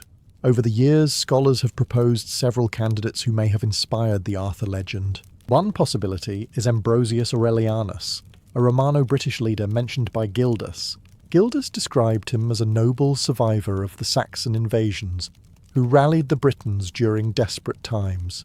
He fought successfully against Saxon forces and became associated with Britain's resistance. That sounds extremely Arthur-like already. Another candidate is a warrior called Artorius, possibly connected to Roman military traditions. Some scholars believe the name Arthur itself may derive from Roman origins rather than native British ones. Others point toward Celtic war leaders whose names and achievements gradually evolved into legend through oral storytelling. Then there are the more unusual theories. Some writers have linked Arthur to ancient cavalry commanders stationed in Britain during late Roman rule. Others suggest connections to northern British kings, Welsh heroes, or even mythological figures from older Celtic traditions. At a certain point, the theories become so numerous that Arthur starts resembling a historical magnet, attracting every mysterious warrior within 500 miles. But one detail continues to matter. The timing fits. Britain during the late 5th and early 6th centuries truly was a brutal frontier society under enormous pressure. Saxon migrations were expanding. Romano-British kingdoms fought desperately to survive. Leaders capable of winning victories would absolutely have become legendary figures among frightened populations. And oral cultures preserve heroes powerfully. Stories passed from generation to generation rarely stay historically accurate, but they often preserve emotional truths. The names change, details grow exaggerated, battles become larger, heroes become nobler. Yet somewhere underneath the myth, there is often a memory of something real. Perhaps that is exactly what Arthur became. Not one man, but the memory of Britain fighting not to disappear. A symbol forged from war, loss, survival, and centuries of storytelling layered together until separating fact from legend became nearly impossible. Most historical figures eventually fade into dusty textbooks and mildly depressing museum gift shops. King Arthur did the exact opposite. For over 1,000 years, the Arthur legend has survived wars, invasions, collapsing kingdoms, changing religions, industrialization, modern skepticism, and several extremely questionable film adaptations. Somehow, the story keeps returning generation after generation, like an immortal ghost carrying a sword and unresolved emotional issues. And there is a reason for that. Arthur is not just a historical mystery. He is a perfect myth. At the centre of the legend sits a deeply powerful idea. A broken land waiting for a just ruler to restore order. That theme works in almost every century because most centuries are, unfortunately, at least partially on fire. Arthur's Britain is always standing at the edge of collapse. Enemies gather, trust weakens, kingdoms divide, and then appears a leader who promises unity, courage, and hope. People desperately want to believe such figures exist, especially during unstable times. That emotional power kept the legend alive long after the real historical context disappeared. During the Middle Ages, kings across Britain and Europe connected themselves to Arthur to strengthen legitimacy. Nobles claimed descent from him. Castles displayed Arthurian imagery. Writers expanded the legend constantly, adding romance, tragedy, magic, and Christian symbolism. The story adapted beautifully to every new era. Medieval knights saw Arthur as the ideal king of chivalry. Victorian Britain transformed him into a symbol of noble morality and imperial destiny. Modern audiences often treat him as a tragic hero doomed by betrayal and human weakness. Even the famous sword Excalibur carries symbolic weight far beyond simple fantasy. It represents rightful leadership, destiny, and the dangerous burden of power. Meanwhile, figures like Merlin, Lancelot, and Guinevere embody temptation, loyalty, wisdom, ambition, and betrayal in endlessly reusable forms. That flexibility makes Arthur almost impossible to kill culturally, because every generation rebuilds Camelot differently. And perhaps the most important part of the legend is its ending. Arthur does not simply die in many traditions. He is carried away to the island of Avalon, wounded but not gone forever. One day, according to legend, he may return when Britain needs him most. That idea mattered enormously during difficult periods of history. The once and future king, not buried completely, not forgotten, merely waiting. Whether Arthur was real almost becomes irrelevant beside the emotional force of that promise, because legends survive when they express something people need to hear, and for centuries, people have desperately needed to believe that somewhere beyond the fog, a better age might still return. So, was King Arthur a real person? The honest answer is both frustrating and strangely beautiful. Probably. But not the Arthur most people imagine. There was almost certainly no shining king ruling a united Britain from a perfect stone Camelot, surrounded by armoured knights in polished plate armour. Much of that imagery came centuries later, created by medieval writers projecting their own world backward onto the ruins of post-Roman Britain. The real Britain of Arthur's era was harsher, smaller, and far more desperate. Yet that does not mean the legend was invented from nothing. Somewhere in the chaos after Rome abandoned Britain, real war leaders fought to defend their territories against Saxon expansion. Real battles were fought, real kingdoms collapsed. Real people watched their world changing violently around them. And among those leaders, there may indeed have been one especially successful commander whose memory survived longer than the others. Perhaps he won a decisive battle like Badon. Perhaps he united rival Britons temporarily. Perhaps stories of his victories spread through generations until they became impossible to separate from fantasy itself. That process happens constantly throughout history. Heroes grow larger over time because memory prefers meaning over precision. Facts fade, symbolism survives, and Arthur became the ultimate symbol, not just of Britain, but of humanity's obsession with lost golden ages. Camelot represents the dream that somewhere in the past there existed a better world, more honourable, more united, more just, before betrayal, greed, and human weakness ruined everything. That theme appears again and again across civilizations because people consistently look backward imagining that history once made more sense than it actually did. Spoiler, it usually did not. Even Arthur's tragic downfall gives the legend power. His kingdom collapses from internal betrayal, forbidden love, ambition, and division, rather than simple foreign conquest. The message feels timeless, because societies throughout history tend to destroy themselves with remarkable efficiency long before outsiders finish the job. And perhaps that is why Arthur continues to fascinate historians. Not because we can fully prove him, but because he stands directly on the border between history and myth, where real human suffering slowly transforms into legend. Behind the magical swords and heroic quests lies a genuine memory of a broken Britain struggling to survive after the fall of Rome. A dark age searching desperately for heroes. Maybe Arthur was one man. Maybe he was several. Or maybe he became something even more powerful than history ever intended. A story people refuse to let die. And sometimes that is the closest thing to immortality history can offer. When people imagine Viking raids, they usually picture screaming warriors crashing onto beaches with axes raised high. ready to burn monasteries and dramatically ruin somebody's Tuesday morning. What they rarely picture is food preparation. But before any Viking longship left Scandinavia, somebody had to think carefully about supplies. Raids could last weeks or even months. Ships crossed cold seas, travelled unfamiliar rivers, and carried crews packed tightly together with very little room for luxury. A hungry Viking was a dangerous problem, especially when trapped on a wooden boat surrounded by other equally hungry Vikings holding sharp objects. So food mattered enormously. The warriors of the Viking Age needed meals that were durable, portable, and capable of surviving miserable weather conditions, somewhere between Norway and deep personal regret near the English coast. Fresh food spoiled quickly aboard ships. There was no refrigeration, no neat storage systems, and definitely no cheerful sailor asking whether anyone wanted oat milk in their coffee. Viking raiders relied heavily on preserved foods that could survive damp air, rough travel, and long periods without cooking. One of the most important staples was dried fish, particularly stockfish, usually cod dried hard by the cold northern air. This stuff lasted for months, and became so tough that eating it sometimes resembled a negotiation with lumber.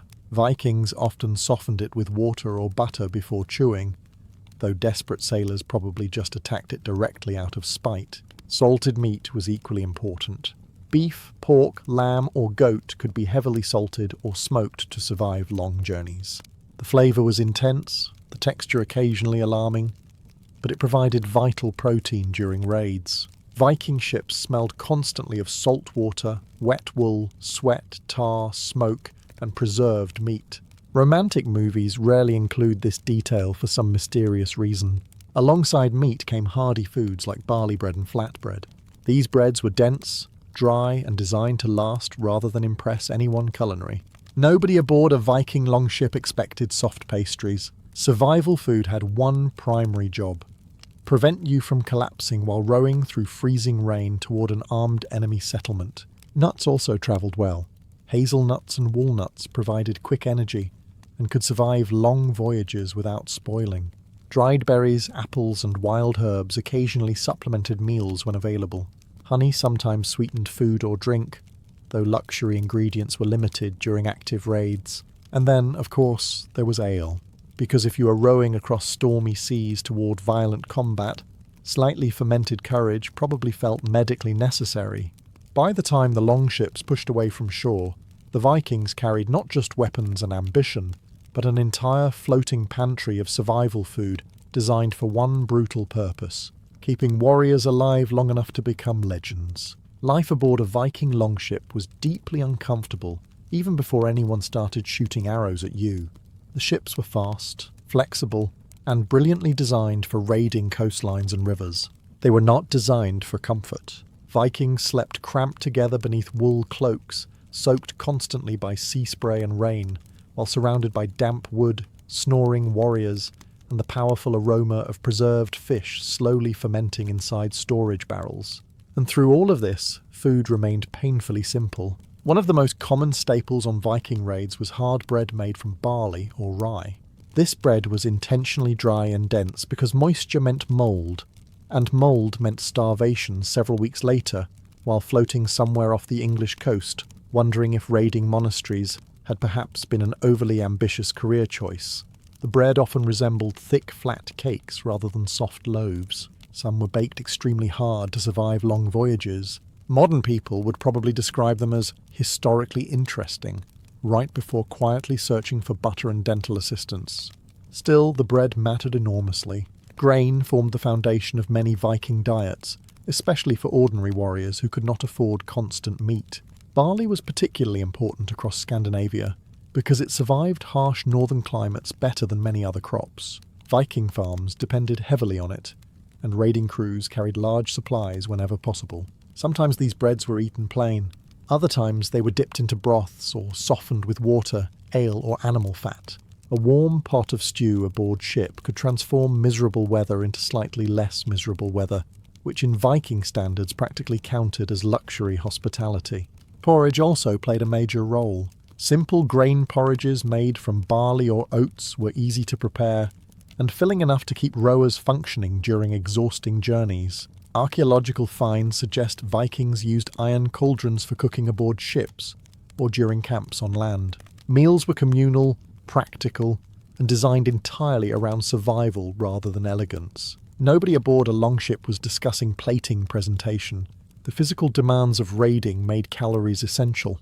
Rowing for hours through rough northern seas burned enormous energy. Add cold weather, heavy equipment, and occasional combat, and Viking warriors needed constant fuel simply to keep functioning. And yet food shortages remained common. Storms delayed ships. Supplies spoiled. Raids failed. Hunting opportunities disappeared. A crew expecting easy plunder might instead end up wet, exhausted, hungry, and arguing over dried fish texture while stranded beside some miserable coastline. This harsh reality shaped Viking culture deeply. Raids were not endless heroic adventures. They were dangerous expeditions where survival depended as much on preparation and endurance as battle skill. Behind every famous Viking warrior stood sacks of barley, salted meat, and enough hard bread to survive another week at sea. History remembers the axes. The stomach usually made the real decisions. If there was one food Vikings absolutely trusted during raids, it was salted meat, because nothing says prepared for adventure quite like carrying chunks of aggressively preserved animal flesh across freezing oceans. For Viking crews, meat preservation was essential. Fresh meat spoiled quickly, especially aboard crowded ships exposed to moisture, changing temperatures, and the general chaos of long-distance raiding. Without reliable preservation methods, entire expeditions could collapse into starvation surprisingly fast. So the Vikings became extremely skilled at keeping food edible for long periods. Salt was one of the most valuable tools for this. Meat packed heavily in salt lost moisture, slowing bacterial growth and allowing it to survive long journeys. Pork was especially common, though beef, goat, lamb, and even horse meat occasionally appeared depending on local customs and available livestock. Smoking meat also helped enormously. Large smokehouses could preserve food for winter or travel, filling cuts of meat with a dense smoky flavour while drying them enough to resist decay. Viking settlements across Scandinavia relied heavily on these techniques because northern winters were long, brutal, and deeply uninterested in human optimism. Raiders carried preserved meat in barrels, leather bags, or wrapped bundles aboard ship. Meals were often eaten cold, sliced with knives, or thrown into stews when fires could safely be lit on shore. Imagine chewing salted pork after rowing through icy rain for 10 hours while your boots slowly absorb half the North Sea. Suddenly, modern meal prep seems emotionally manageable. Fish preservation worked similarly. Dried herring and cod became vital sources of protein during voyages. Scandinavia's coastlines provided enormous quantities of fish, and Vikings learned quickly how to dry or salt catches for future use. Stockfish became especially famous because it could last almost indefinitely if kept dry enough. Of course, last indefinitely did not necessarily mean taste wonderful. Some preserved foods became so tough that sailors had to soak them before eating. Others developed flavours that modern humans would politely describe as challenging. Hunger, however, is history's greatest seasoning. After several freezing days at sea, even suspiciously leathery cod probably tasted magnificent. Interestingly, Viking diets were often healthier than many people assume. They consumed substantial protein, grains, fish, nuts, berries, and occasionally dairy products. Compared to later medieval peasants surviving on little besides bread and despair, Vikings actually ate reasonably well when supplies held steady. The real danger was unpredictability. A failed raid could trap crews far from home with dwindling supplies. Storms destroyed cargo.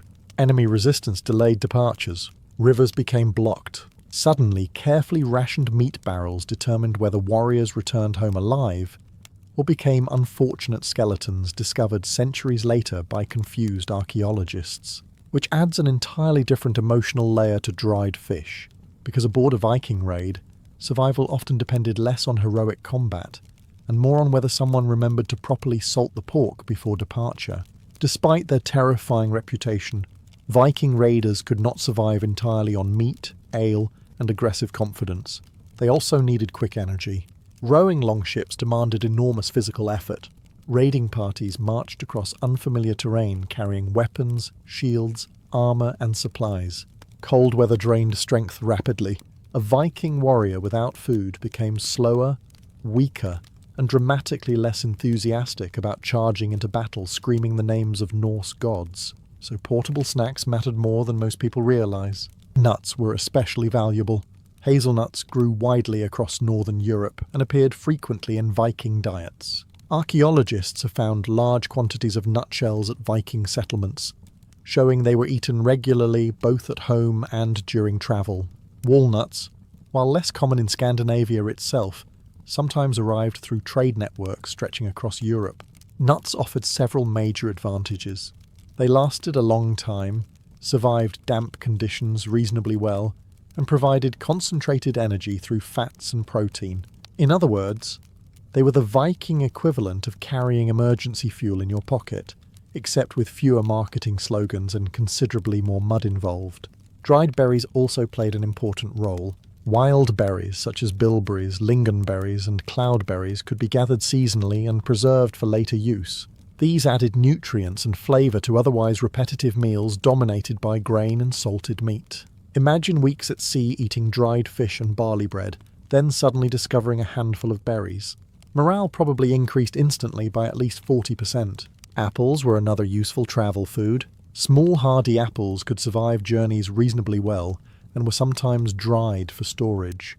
While Vikings did not have access to the massive polished supermarket apples people know today, fruit still provided important variety in a difficult diet, and variety mattered psychologically. Long raids were exhausting and monotonous. Days blurred together between rowing, navigating, camping, repairing ships, and trying not to drown in freezing water. Food became one of the few comforts available.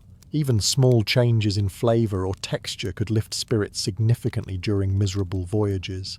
Honey occasionally sweetened meals or drinks as well. Since sugar did not exist in Northern Europe at the time, honey was incredibly valuable. It flavoured porridges, preserved foods, and helped produce mead, the famous fermented drink deeply associated with Viking culture.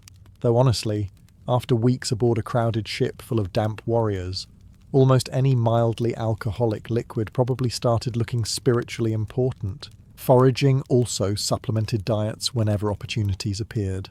Raiders hunted wild animals, gathered herbs, caught fish, and collected edible plants during stops along rivers and coastlines. Viking expeditions relied heavily on adaptability.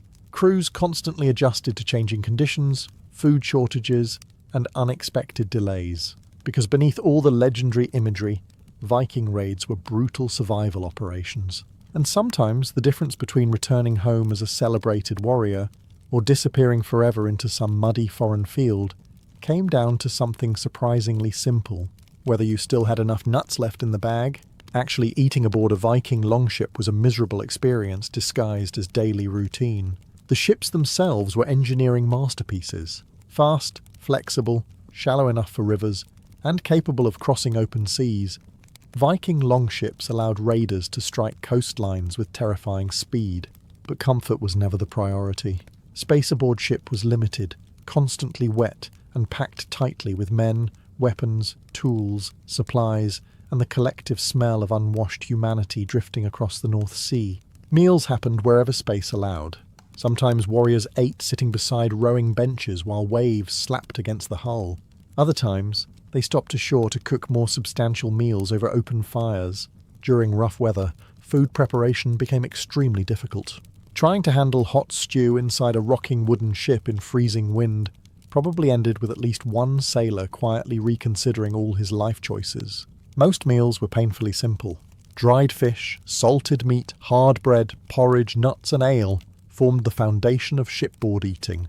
There were no elegant courses, no polished dining rituals, and certainly no cheerful Viking chef emerging dramatically from below deck announcing today's seafood special. Instead, meals focused entirely on survival. The physical labour aboard ship demanded constant energy. Rowers worked for hours at a time through cold rain and rough seas. Sleep came poorly. Clothing stayed damp. Muscles ached constantly. Even simple tasks became exhausting under northern weather conditions that seemed personally offended by human existence.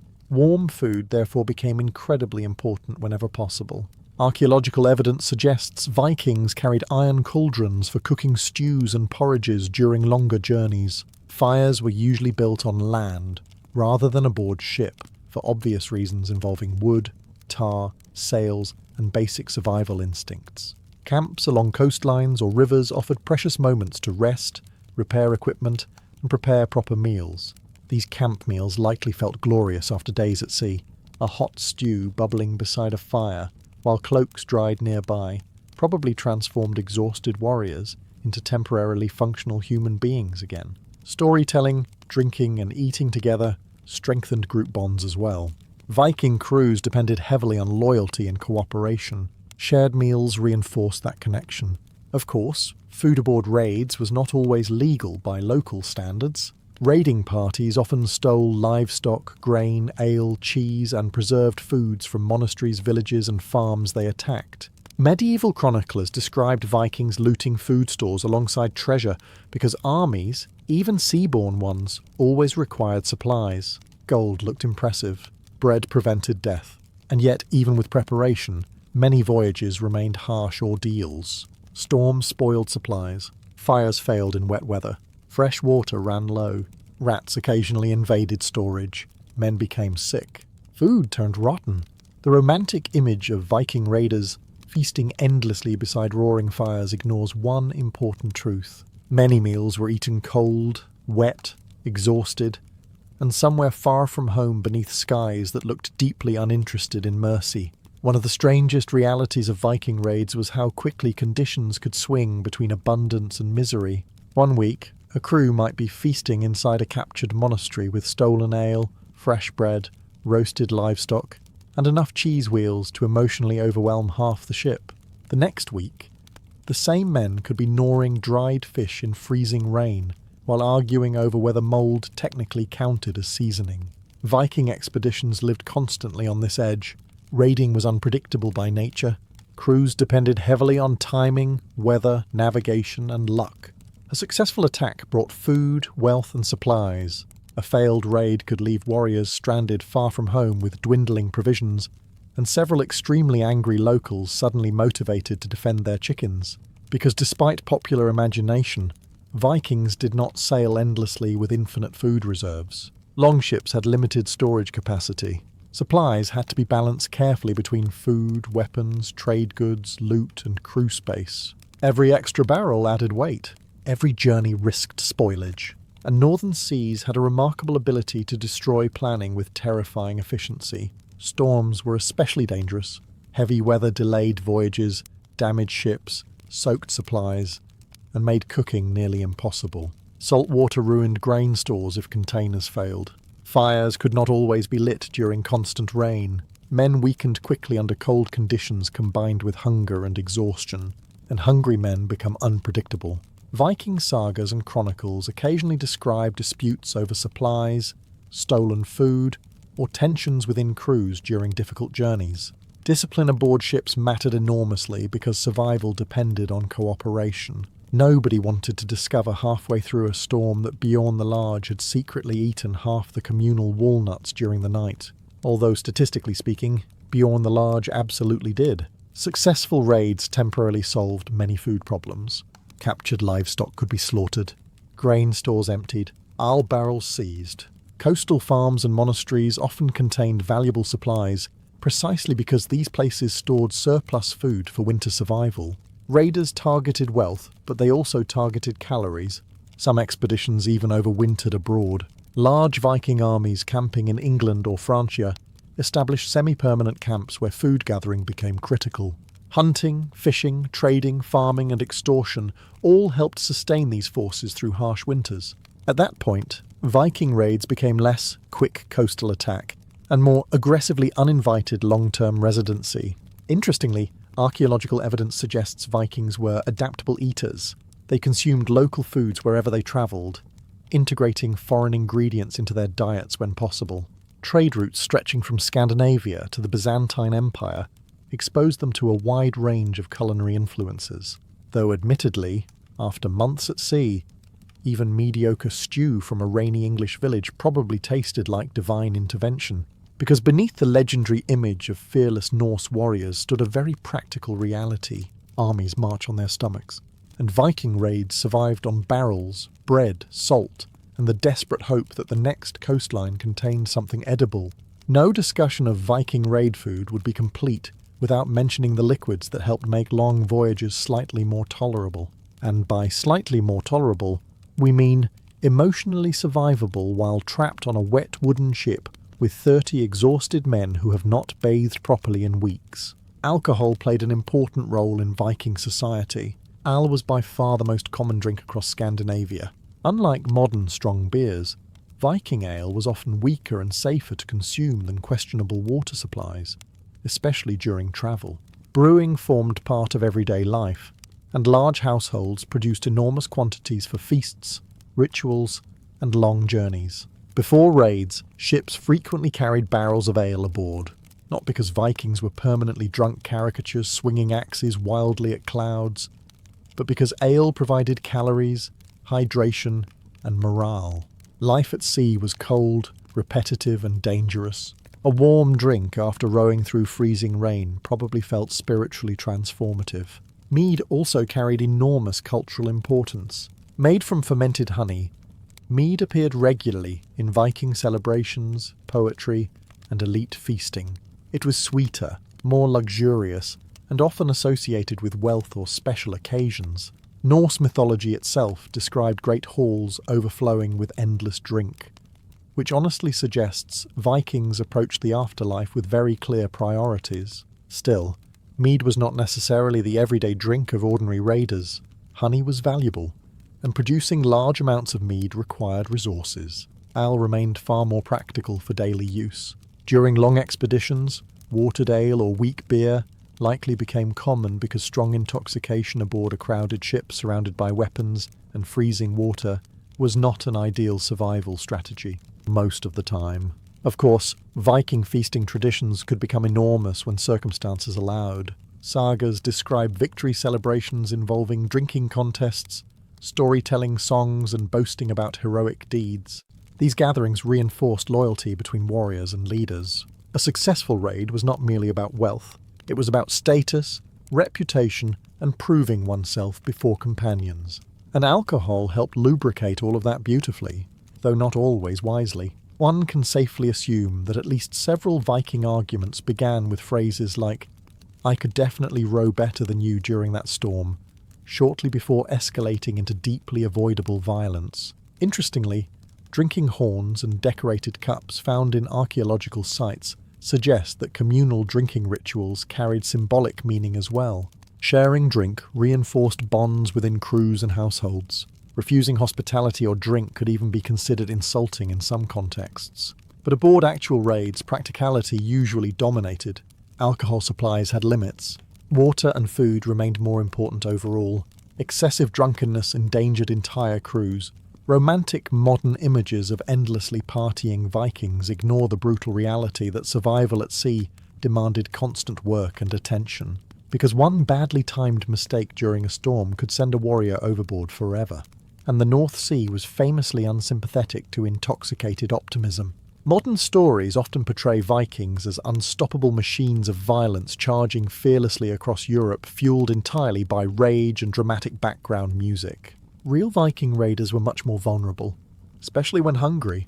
Hunger shaped nearly every aspect of Viking expeditions. It influenced morale, discipline, decision-making, and survival itself. A well-fed crew could row farther, fight harder, and endure harsh weather more effectively. A starving crew became slower, weaker, irritable, and dangerously desperate, which describes most humans, honestly, though fewer modern office workers respond by raiding coastal monasteries. Long voyages created constant food anxiety. Even carefully prepared supplies eventually dwindled. Salted meat shrank. Bread hardened further into what can only legally be described as medieval building material. Ale barrels emptied. Fishing failed. Storms delayed travel. Suddenly, crews faced the terrifying possibility of running out entirely, and the northern seas offered very little mercy. Cold weather increased calorie demands enormously. Rowing for hours through rough water burned energy rapidly. Wet clothing drained body heat. Sleep deprivation weakened men further. Under such conditions, even strong warriors deteriorated quickly without proper food. This helps explain why Viking raids often targeted monasteries and coastal settlements first. These locations usually contained stored grain, livestock, preserved foods, ale and other supplies essential for survival. Raiders sought treasure, yes, but food mattered immediately. Gold could not keep you alive during a freezing storm somewhere off the coast of Northumbria. Bread could. Hunger also intensified brutality. A desperate crew trapped far from home with failing supplies became far more dangerous. Historical chronicles often describe Viking armies becoming increasingly aggressive during prolonged campaigns. Part of this came from military ambition, but part came from simple survival pressure. Men who believed starvation awaited them if raids failed fought with terrifying determination. Archaeological evidence even suggests some Viking camps experienced periods of severe scarcity. Animal bones found at certain sites show crews consumed whatever was available, including lower quality cuts of meat and emergency food sources during hard times. Romantic visions of endless feasting collapse quickly when historians start uncovering evidence of exhausted warriors boiling scraps beside muddy winter camps. And winter itself was brutal. Some Viking forces overwintered abroad in temporary settlements where maintaining food supplies became a daily struggle. Hunting, fishing, extortion, trade, and farming all became necessary. Entire campaigns could depend less on battlefield victories and more on whether enough grain survived until spring, which is perhaps the least glamorous but most historically accurate part of warfare. Logistics decides history constantly while receiving almost none of the songs. In the end, Viking raids were not sustained purely by courage or violence. They were sustained by calories, by barrels of salted meat, sacks of grain, dried fish hanging in damp air, and men constantly calculating how long supplies would last before desperation arrived. Because beyond all the legends, hunger remained the enemy Vikings could never fully defeat. In the end, the foods Vikings carried on raids reveal something surprisingly human about them. Beneath the terrifying reputation, beneath the axes, burning monasteries, and dragon-headed ships, Viking raiders were still ordinary people, trying desperately not to starve while crossing some of the harshest waters in Europe. And most of their meals were deeply unglamorous. There were no endless cinematic feasts aboard longships, no permanent banquets under torchlight, while heroic warriors laughed triumphantly into the northern wind. Most Viking food during raids was practical, repetitive, preserved, and designed for survival above all else. Hard bread, salted meat, dried fish, nuts, porridge, food tough enough to survive storms, damp weather, long journeys, and the rough handling of exhausted men packed tightly inside wooden ships. Yet these simple foods powered one of the most feared expansions in medieval history. From Scandinavia, Viking crews travelled across England, Ireland, Francia, the Baltic, the rivers of Eastern Europe, and even as far as the Byzantine Empire and North America. Their ships carried warriors, traders, explorers, and settlers enormous distances across dangerous waters. And everywhere they went, barrels and sacks travelled beside the weapons, because survival always came first. The romantic image of Vikings sometimes hides how difficult these voyages truly were.